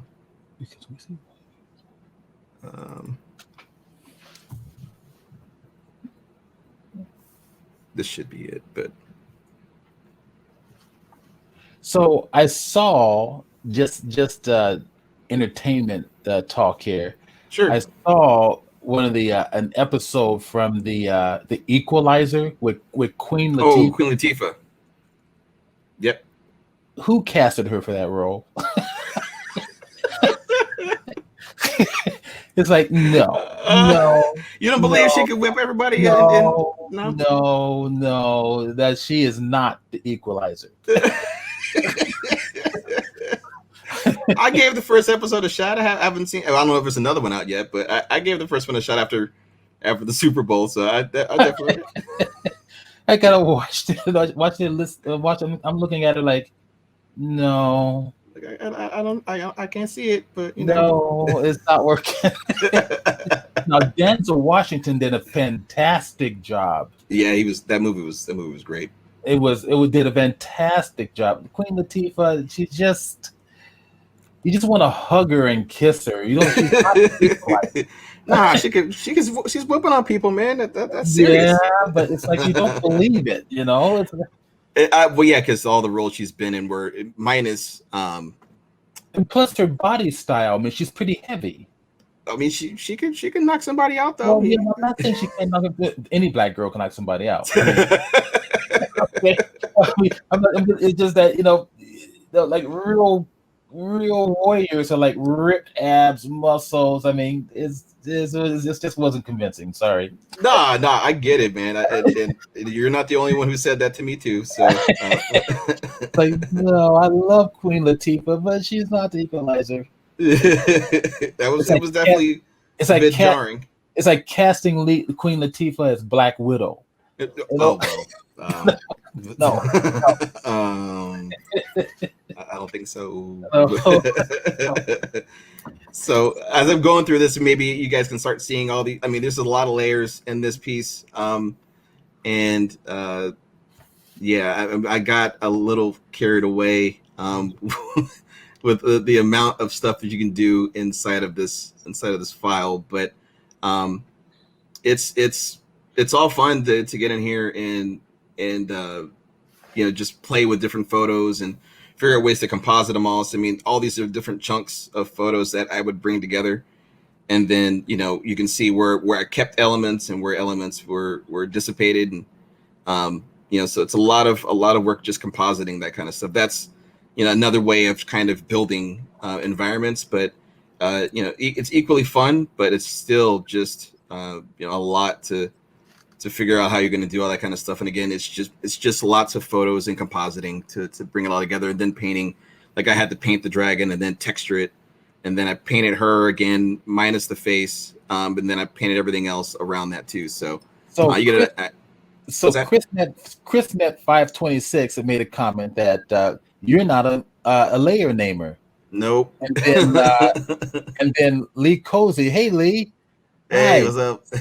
So Lee Cozy says, hey, he named the layer groups at least. At least I know that. So, no, it's important for me to have at least a group, because when I'm going to town on this stuff, I do remember everything where I'm going with this stuff, and I also try in areas where I don't.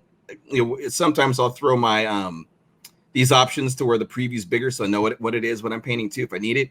But a lot of the time, I only will just name that. I named the stuff that I showed earlier today just so everyone could see what it is. But normally, I don't really label any of my layers or any of that stuff unless it's got to go to the studio where another artist is going to work on it. Then I will I label everything and group everything however it's needed to be grouped. And but when it's my own personal stuff, I don't label anything.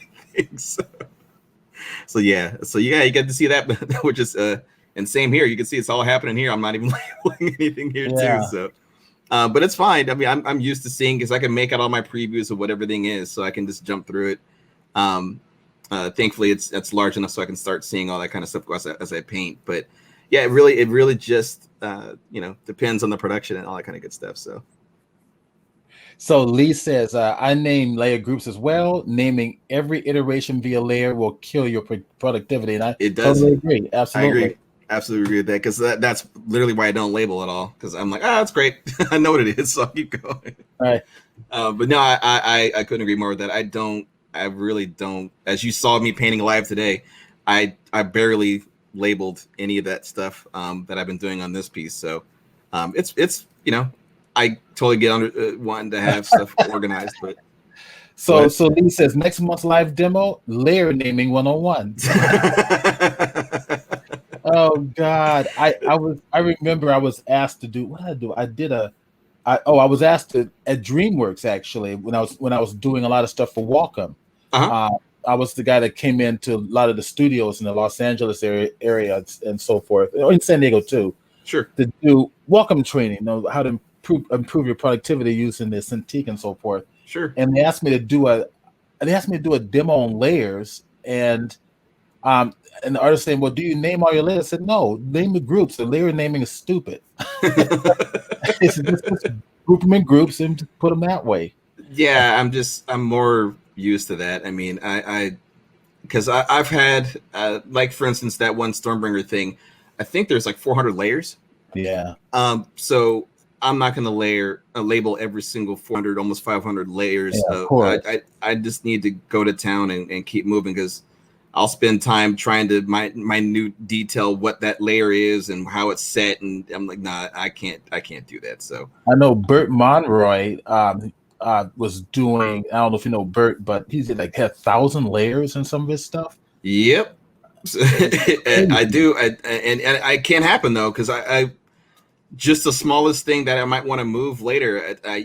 Sometimes, especially when it comes to working with the team, a lot of the artists we try to keep our stuff down, so we're not gonna bog another artist down who might work on that same piece. But a lot of the time, I try my best to keep it under 500 when I can, because especially if it's going off to a production house, they may need to extract stuff for animation or anything. So I need to make sure that my layers are under control because of that, because I know exactly what I'm going to end up doing. When they see it, they're like, what are you doing, Tony? So if you're going to extract layers for animation, right, would the studio often tell you how many layers to have and what those layers have to have in them?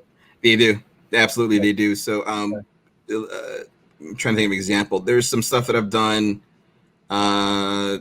with, for instance, Sony, where I did a couple of pieces for what was it, MotorStorm, where they were animating directly in After Effects off my PSD, and they needed the group could only have like 7 pieces in it. So like, it had to be framed, and then each layer had to be tagged, and then with a certain suffix. So I'm like, all right, it's getting technical on painting, but it made sense for for how they needed to animate. So for me, I was like, all right, well, I need to learn how to work within that kind of layer setting. So yeah, absolutely. They have told me, at least for the couple of projects I work with those guys, how to lay out my layers, where to drop things in, how things are set. Like in one, like where I brought up pass through earlier, everything is passed through because how they work and how their hierarchy works within After Effects. It's all reliant on that. So so I had to get used to that. So Lee made a comment. Sure. We saw one of Scott Harbin's Photoshop files once. Okay. Another Lucasfilm artist. The number of layers made me cry.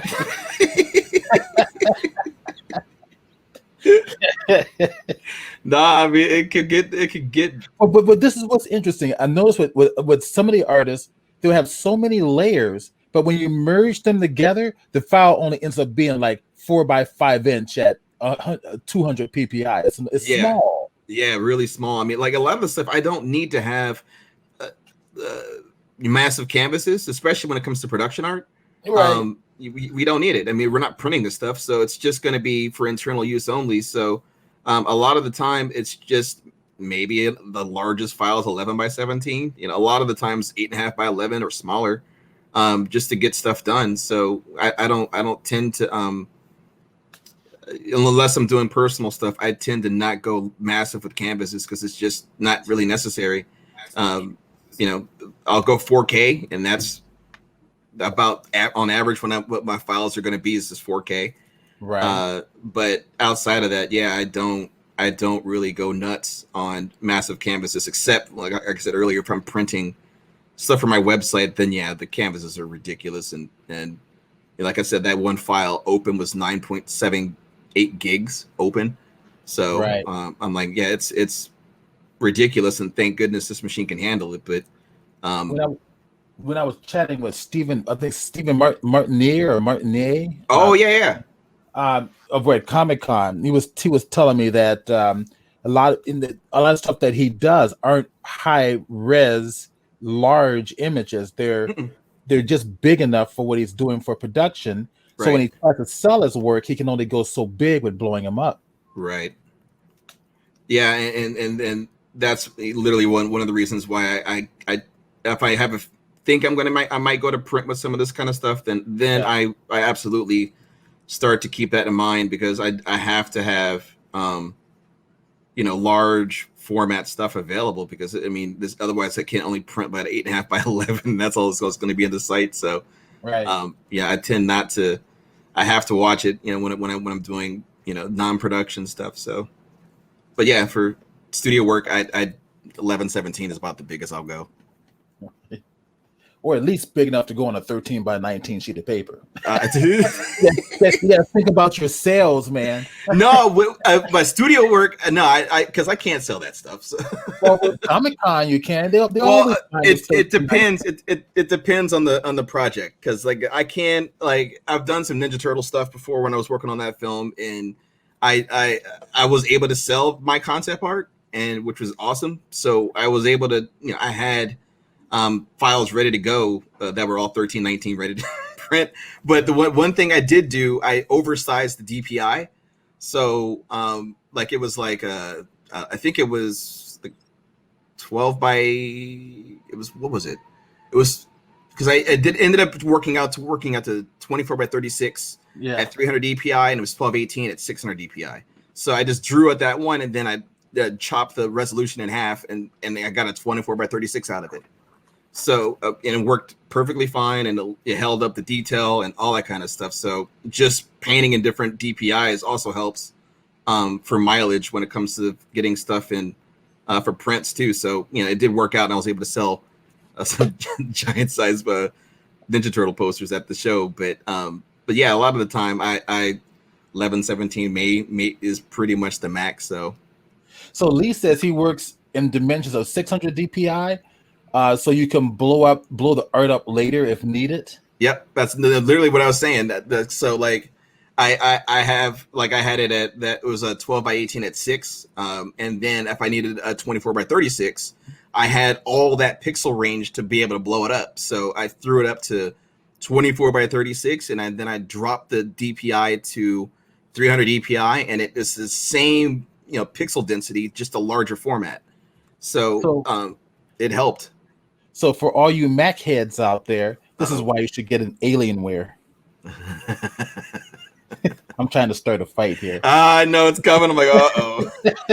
The coat of the Mac computer. Yeah, trust me. I was serious, man. I know, man. I was a part of it until my Mac Pro said I'm out. So somebody had to hire somebody to abduct you out of the cult? Yeah, no. My Mac kicked me out of the cult. So. My Mac Pro died one day. I'm like, all right, well, I guess I'm done with the Macs. So ChrisNet 526 mentions layer limitation is the major Procreate's pain in the rear. Oh, I would imagine, because some of that stuff could get out of control, and it's not gonna. Layer limitation is the major Procreate. So Procreate has a limitation on layers. And what is a limitation, ChrisNet? Oh, now Daphne is saying, "Careful, buddy. It must be about the Mac comment." Yeah, that's why I'm not saying a word. I work on both. I love all PCs and Macs. You love them all equally, lying. But yeah, we love them publicly. No, honestly, I can't. I have an iPad right here off camera, and then I've got this beast of a machine in front of me, but. That's a PC, so I love them both. I mean, and I have Photoshop on my iPad, so I've got both. All right, so Lee says he has a 12-year-old Mac that outlived 2 Alienware computers. That's probably because he's kicking the Alienware computer. Oh, here we go. See, I knew you were going to start something, man. I'm like, abusing the Alienware. That's why I'm not even getting involved. I'm like, I'm going to paint. Don't mind me. And Steve's going to get in trouble. Like, I'm always in trouble. Lee's always picking on me. No, but I mean, the Macs are incredible, man. I love them. You know, there was some. I could say there were some VR limitations that the Macs had that I was not a fan of. They're finally starting to catch up with that stuff. But yeah, those new M1 Macs, I can't hit on those. They're beasts for a cheaper price now. Okay, so ChrisNet526 mentions on iPad Plus Procreate, you have a layer limitations related to iPad RAM. Right. All right. So on average, what are you guys getting in terms of layer limitations on those platforms? I'm just curious. Because you're talking about iPad. I mean, iPads are nice. And the main reason I would want to get an iPad, well, besides the fact he has a lot of their on there, reason is to have Procreate. Procreate will not port over to the Droid platform, but that's pretty much one of the single main reasons for getting an iPad. Is the fact that I can go do plein air painting, and I like that 13-inch screen. And I've got a Wacom Mobile Studio Pro, which I actually do that with now. It's a full computer, but you're limited on the battery. The battery will only last me under an hour. Really? It's not. I've never bought a computer, whether it's Alienware, whether it's Wacom, whether anything that lasted over an hour, because I'm applying a lot of. I guess I'm applying a lot of 3D stuff too, but even with the painting stuff, I've never been able to paint over about 45 minutes to an hour at the most. That's not good. So holy cow, man. So Lee says he can't pick on Steve. It's not considered politically correct to make fun. Thank you. Finally. So Tony, I think he's finally realizing we can say it, Lee can't. Yeah. No. Joe George says, if you're on a Mac, is Affinity a better choice than Photoshop? I don't think so. I mean, I've used it on a Mac before, and I think that it was more of for me. I think using it on both platforms, Photoshop, I felt it was playing a catch-up game on some of the tools that Affinity had, like I mentioned earlier, VR tools. The VR tools that were in Infinity Photo were just outmatch what was in Photoshop at the time. But Photoshop is starting to catch up to it. But like equitangular painting, matte painting, and Affinity Designer literally would unwrap. You can wrap and unwrap live inside the app, where you could just see what it's going to look like and spin it in 360. And wow, nice. And it's it has the seams built in. So, and Photoshop was like, nah, we can't do that. Yeah. Oh, I was just going to mention to Lee Cozy that we have to schedule you a presentation time as well. I've got an artist for next month, but maybe the month after. What's next month is March, right? So maybe April or something like that. I'll send you a note through Facebook Messenger. Let's see. ChrisNet526. No, it's Joe Ford said. Joe George says, if you're on the Mac, it's I already said that one. I already mentioned that one. Okay. So iPad Pro 2020 Procreate, A3 6 Go RAM, 35 layers, only 35 layers. So that means you have to be efficient. Yep. Which means, because I've tried to import my actual working files into Procreate, and it was like, nope, not happening. So, and that's in the iPad Pro 2020. I have a mine is a 2018 iPad Pro, but 2018. 2018. The 20 also. You can't bring in one of these crazy 500 layer files. It's just not gonna. It's gonna laugh at it, and it's not gonna happen. So, he says the 2015 versions will only do 26. Oh, yeah. Yeah. I don't know about that, man. I would only use the iPad for painting anyway, so I probably wouldn't use no more than a few layers. So Yeah. If it's just for painting, I don't see why not. so Cresthead mentions that he has a Samsung S6 Lite with S Pen Okay. and a Steedler stylus, or it's a Stedler stylus. Looks like a pencil. I use Autodesk Sketchbook Pro, Krita, and Infinite Painter. I haven't tried Infinite Painter. Yeah, I've seen it. I've never used it. It looks great though. Okay. Yeah, there's so many great packages out there for painting And, now. It's and just so companies much. are getting real serious about this mobile app development, Yep. particularly Adobe. Yeah, I mean it's great that Adobe's got so much now on mobile platforms because it frees me up, Oh especially yeah. I can go work anywhere, to so not to be always in front of the machine. I do. Sometimes I would take the iPad, just draw in the car, and well, since we can't go in restaurants and stuff, I hang out Oh yeah. I and mean, just draw in the car and do stuff. then we used to go to restaurants all the time, just take your laptops there and just work Yeah, I in would a just different to environment. break up stuff. So it was definitely important to be able to have that flexibility and having a powerful tool like that mobile was just Yeah. such an awesome thing to have. I think Lee had something going over at what was that? It was Lestat's Cafe here in San Diego. It's a cafe that's open 24/7. I Oh, think they okay. closed down a little bit now.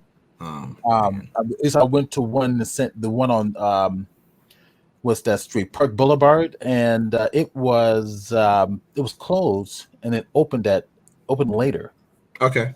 Wow. I'm Well, sure yeah. I mean, COVID kind of it sure changed all this did stuff, man. messed up a lot of things. Yeah. All these restaurants I used to go to are not there anymore. I'm like, Um, oh no. true.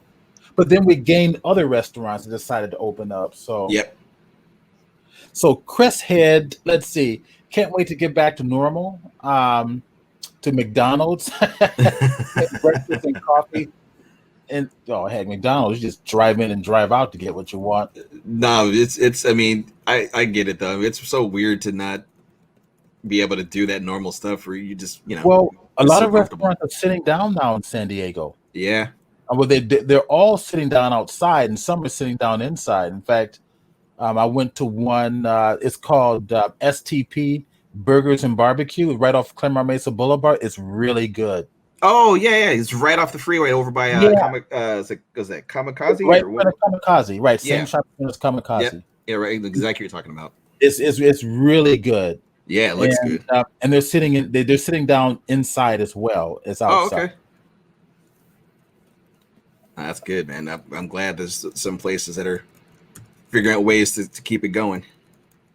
Wait a minute, I'm trying to click on.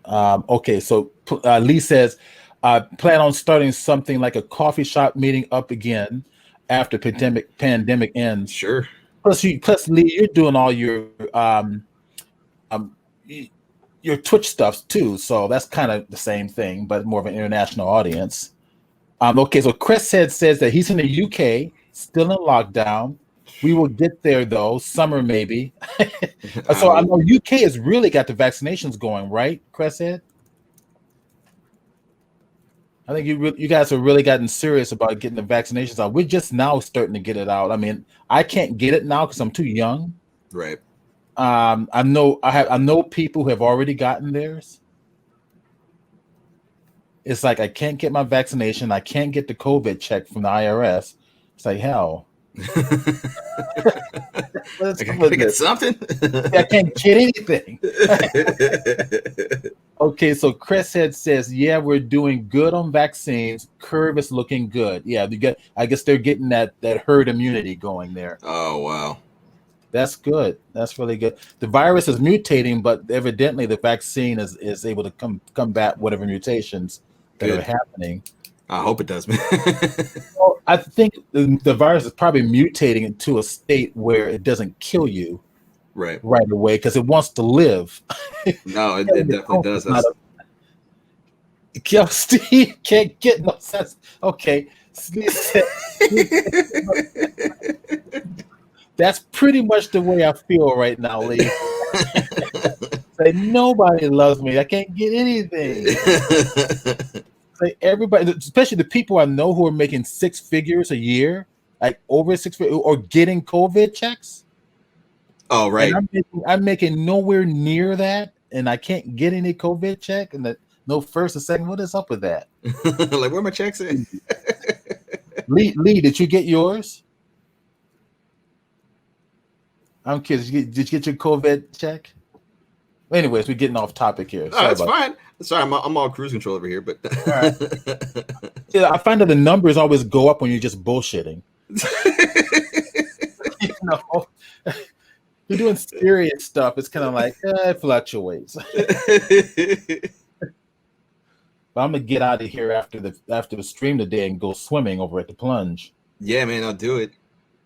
Got to get my exercise. My exercise has just suffered so bad because it's locked down. I'll put them pounds on. Oh my gosh, I put a pound, and then it affects my blood pressure. Oh yeah, well that's absolutely important to get under control, man. I can't joke about that. Yeah. Okay, let's see how we're doing. We got about 10 minutes left. Okay, cool. Doing a giveaway of 1 year subscription to the Creative Cloud. So guys, stick around.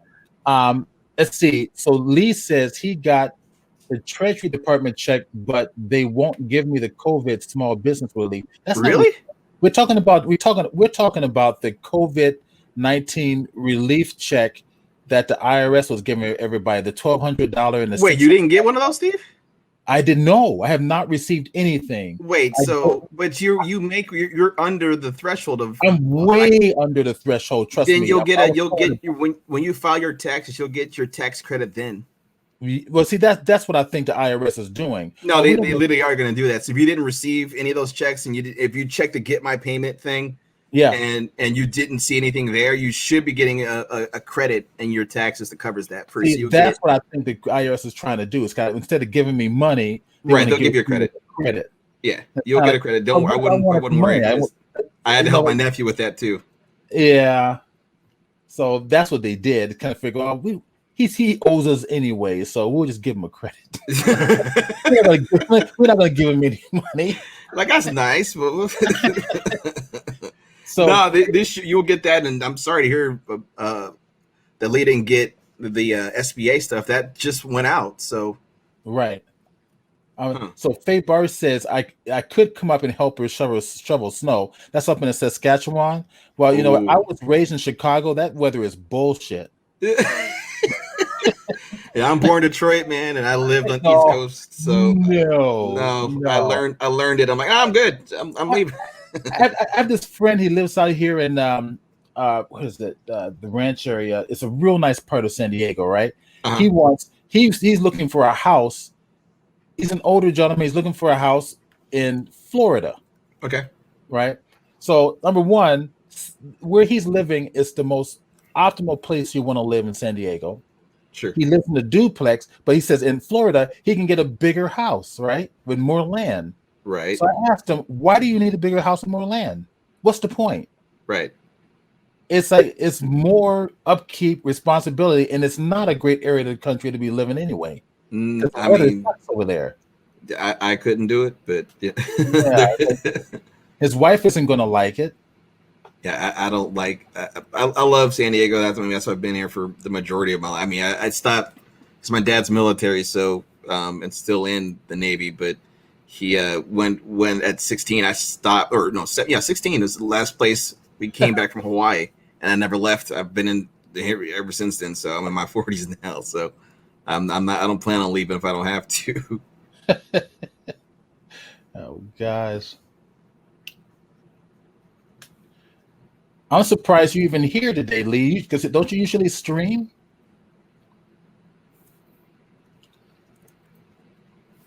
Lee is normally streaming about this time. Oh, okay. I thought. I could be wrong.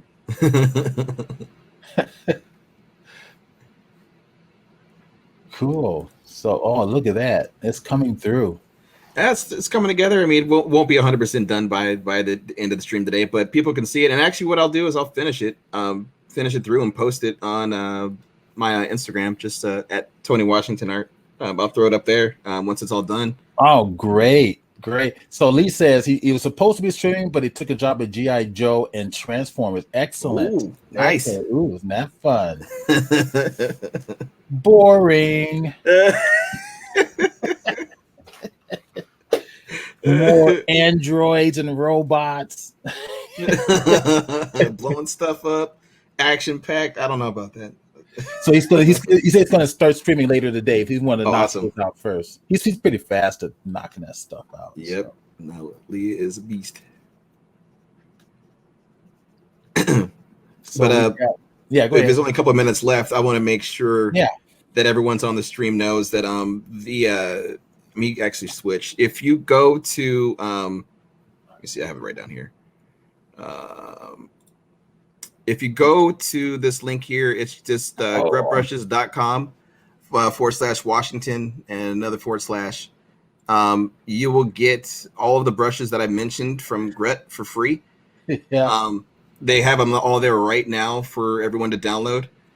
So again, it's just follow that link right here at the top, and it'll guide you straight to downloading these brushes in both TPL and ABR formats. Could you drop the address right now into the chat box? I think I can. Yeah, you should be able to.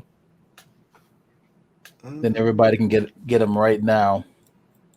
Oh, actually, I'm not logged in, so hold on. I'll send it to you. Oh, you're not logged. Okay, send it to me. Yeah.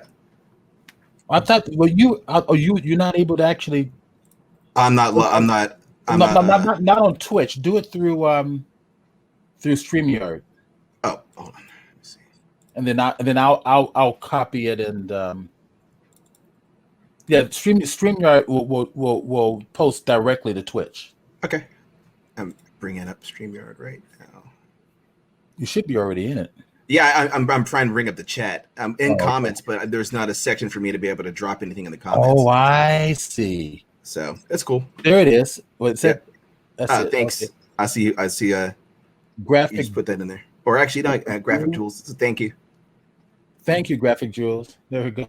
So it's all there, and download. They'll be available for 72 hours, and they're all free. And definitely a lot of the brushes that I use, all the time. So everyone get an idea of what I'm using. It's there for the next few days, and it's all 6 of these brushes are there. So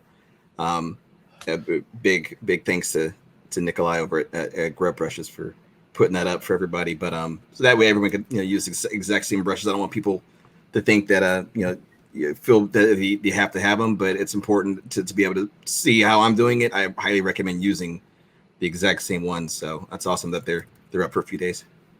So Lee made a comment that he should do a demo on how to paint like Bob Ross. I think he's messing with you.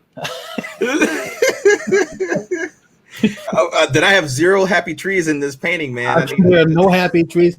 I got sad mountains. You got the sad mountains and the pissed off clouds. Yep. So that's what I got. That's right. You're gonna talk to a black man that way. Oh no. Just saying. So Lee, think about what you might want to do. Maybe you want to do armor, maybe you want to do robots, maybe you want to do hair, and then we'll set up a stream for a couple months for the user group. Lee says said mountains and manically depressed clouds. Jeez Louise. Hey, I like the jokes. I know. Hold on to me. Since we have a couple seconds left. Bring a squirrel and talk really softly. No, our squirrels will eat your ass. It would be the rabid zombie squirrel. No, exactly, man. Oh no. But I'll quickly, since we only have a couple minutes left, and I know I mentioned I would bring that up and go through it really fast, but again, I don't think I actually labeled everything again, but you see my groups are. Every one of these pieces is pretty much broken up, so kind of get an idea I'll zoom out a little bit.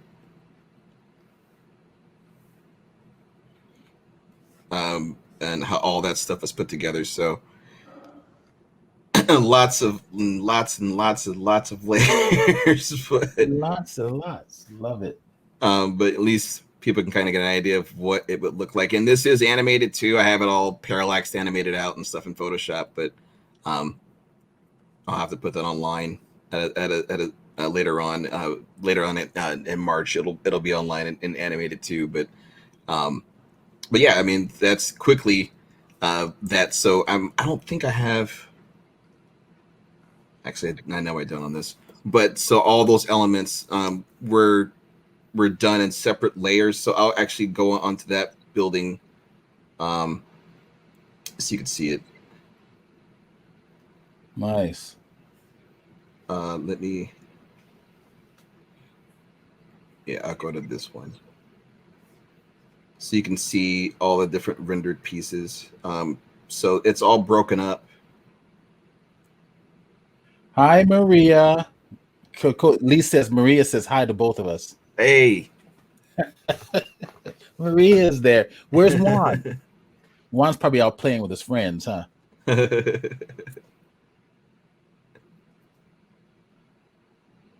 He has a fro wig. Oh, I'm sorry. Lee says he's got a fro wig. So does that mean we gave him like a black card? He doesn't usually wear it because he didn't want to show up. He didn't want to show off me. Yeah, you get an honorary brother card. It's cool. Get your brother permit. Sorry. Wigs are overrated. Fros are overrated. Shoot, trust me. I picked this out. It's gonna be just that. So.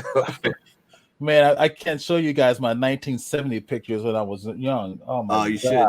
I had fro and the bell-bottom pants, everything. Oh no. It's pretty bad. It's all good, man. You're talking about that. That's was awesome. not a good-looking kid when I was young. I was not. My little brother was a cute kid. I was not a good-looking kid when I was young. Oh no. So Maria says I'm the token white guy. Oh my God. We're gonna have to have a talk with Maria. But she's Mexican, so she can say it. Oh yeah. Oh no. You want to see those photos? Oh, Lee wants to see those photos. Oh yeah, but that's all caps. That's all caps. That means you have to do it. Oh. So that's a dare. That's a dare. I've been there. That's a double dare, actually. Oh if you get all caps, that's a requirement to drop that. That's a requirement. Oh man, okay, fine. We got to find them first. That's fine. Post them on Facebook and then tag us. After moving from a place I've been at for 27 years, it's like things are in boxes. I'm still getting organized. Understood. It's nice to have a landlord that actually repairs stuff around here. Oh, really? Your previous one was like, not happening. Well, no. I was the previous landlord at the last place, but okay. But so you I got a place. I got a new place up in Oceanside. Is half the cost of what I was paying at the old place. So, that's nice. It is nice. Okay, so let's see. Kuze75 said, "Holy cow, what an awesome stream! Thanks, guys." Thank you, man. So don't go away because we're going to be giving away a 1 year. Oh yeah, you got to stick around for that. That's right. We got a 1 year subscription to the Creative Cloud. So this is what I'm going to do. Do you want to finish up on anything? Let me see. I'll save this, and then if anyone is interested, I put a sale on my site that runs through the end of the month. Just actually, what was the code? Just use code PSUG20, and you'll get 20% off anything on my site, from limited editions to calendars to other merchandise to prints. It's all there. So if anyone's interested, check that stuff out. It'll be there. That code will be active for the rest of the month. So just as a thank you for everyone checking out the stream, I definitely appreciate it. And I will also be sending out a link to the Photoshop users group mail list. So sure. Make sure we can see both of us here. So right down at the bottom, I just posted the link to join in on our mailing list. free to join in, and that way you'll be notified of all of our meetings and all the stuff that's going on in the digital art world and all that stuff. So, anything else, Tony? No. I want to make sure someone wins that Oh, okay. that Creative Cool. Cloud. I want to interrupt that. So this is what we're gonna do. We're gonna do 2 giveaways. All right. So let's see. I see some questions here. Oh, thanks, Tony. Thank you. Says thanks, Tony. And definitely, I'll have this stuff posted on my site as soon as it's done. So definitely keep an eye out on my Instagram. It's right. Tony Washington Art. Okay, so we got 2 giveaways we're gonna do. We're gonna do one giveaway is for the Photoshop workshop classes that I do. They're the 5-week Photoshop workshop class. I do a beginning, intermediate, advanced, and then other workshops spinning off that. That's worth that's $400. That's the worth on that one. So it's a really good giveaway. We also going to have the giveaway for the Creative Cloud. That basically means for 1 year, everything that Adobe owns, everything. So let's see. Let's do that. Good. I wanted to get my full screen up because I'm going to I put a number in a notepad. So this is the deal. You guys have to put a number. Let's see. Lee's making a comment here. He says, Juan just asked, is that your friend that never shuts up? No, and thank you for the compliments I'm seeing in the comments. Thank you. I think they're talking about me. Nah, it's definitely you. God, I talk that much? That's mean, Juan.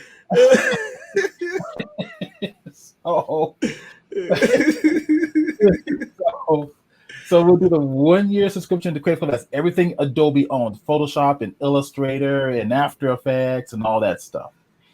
So let's do the giveaway for the 5-week workshops first. So do me a favor, everybody. I picked a number between 1 and 100.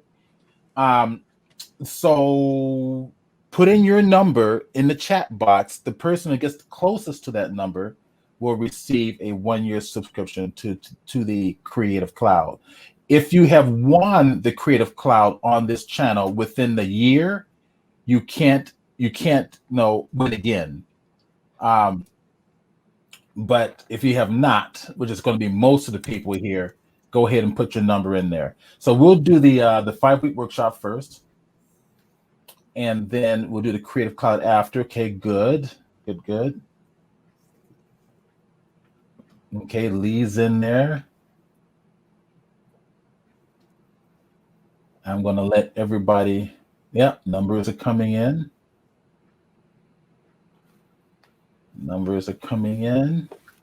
We'll give another minute.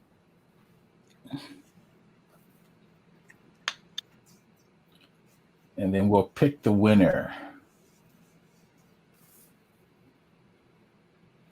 Okay, I think I found the winner here. Cool. Let me see there it is. Okay, is everybody done? So your number between 1 and 100 is all in. Mac and Sense, there he goes. He's in. There's always a delay when, depending on where people are, so I try to be careful. Yep. All right, so everybody all done between 1 and 100 number? All right, so I'm going to we'll stop here. When we're posting, I'm going to put a little stop tag there. All right, so the winner is going to be, let me actually get my notepad. There we go. That's the number I chose, and someone actually chose that number exactly, and that was Dreddy3 had number 10. All right, so Dreddy, I'm going to put in my email address in the box, and what you're going to do is you're going to send me an email. Let me know that you won the 5-week Photoshop workshop class, okay? And I will get you included on the list and I'll get you details on the next dates coming up for the class. All right, so there's my email address. So whoever wins the Creative Cloud, you're going to also need my email address just to put it out there. So Dreddy says, cool. All right, we got another one. Okay, so I'm going to change the number. and I've got I'll put a new number just like what I did now. That's not the number I'm going to use, but I'm going to pull it over here and I'm going to put in a new number. And there we go. I have a new number put in there now. So then go ahead and put your new number in. Everybody type in from 1 to 100. Now this person is going to win the Creative Cloud suite.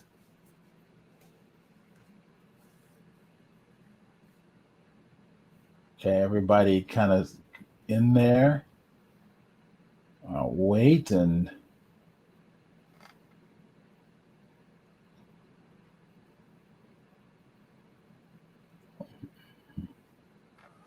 okay.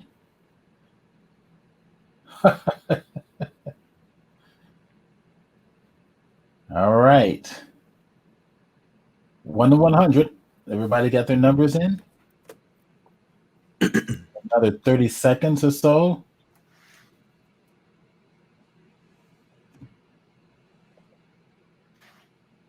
Another 30 seconds. Okay. Put a little stop tag there. I'm in the right box here. There we go. Stop tag there. Now let's go and I'm going to give you my number. Okay, so my number is 90 and it looks like it's Mac Nonsense. Mac Nonsense, you have 90. So you win. That was close. You win the 1-year subscription to Creative Cloud. So once again, send me an email telling me that you want a Creative Cloud. I'm putting my email address in there again. I'm typing it in the computer. And then just let me know that you won the Creative Cloud. I remember, but this way I'll have your email address, and then I will send that off to Adobe. Okay, so here we go. So we got Anthony and I up here again. Yep. Great, Anthony, you were wonderful. Oh man, I appreciate it. Thank you for having me on, and thank you for everyone's comments, and it's definitely been a lot of fun. No, it has been a lot of fun. So everybody, don't forget become a member of the Photoshop users group. I put the link up there. Also, make sure you follow my page. So click the follow button on Twitch so that you're notified of every time I stream. I've got over 150 videos on my site. So if you want to become a subscribe for $4 a month, you get access to all those recordings. They're about three hours minimum is what I normally do. So tomorrow at the exact same time, 10 a.m. to 1 o'clock, I'm doing a 3D presentation here on Twitch, same place, same time. And it's the lightweight 3D presentations that I do. It's basically anything having to do with 3D.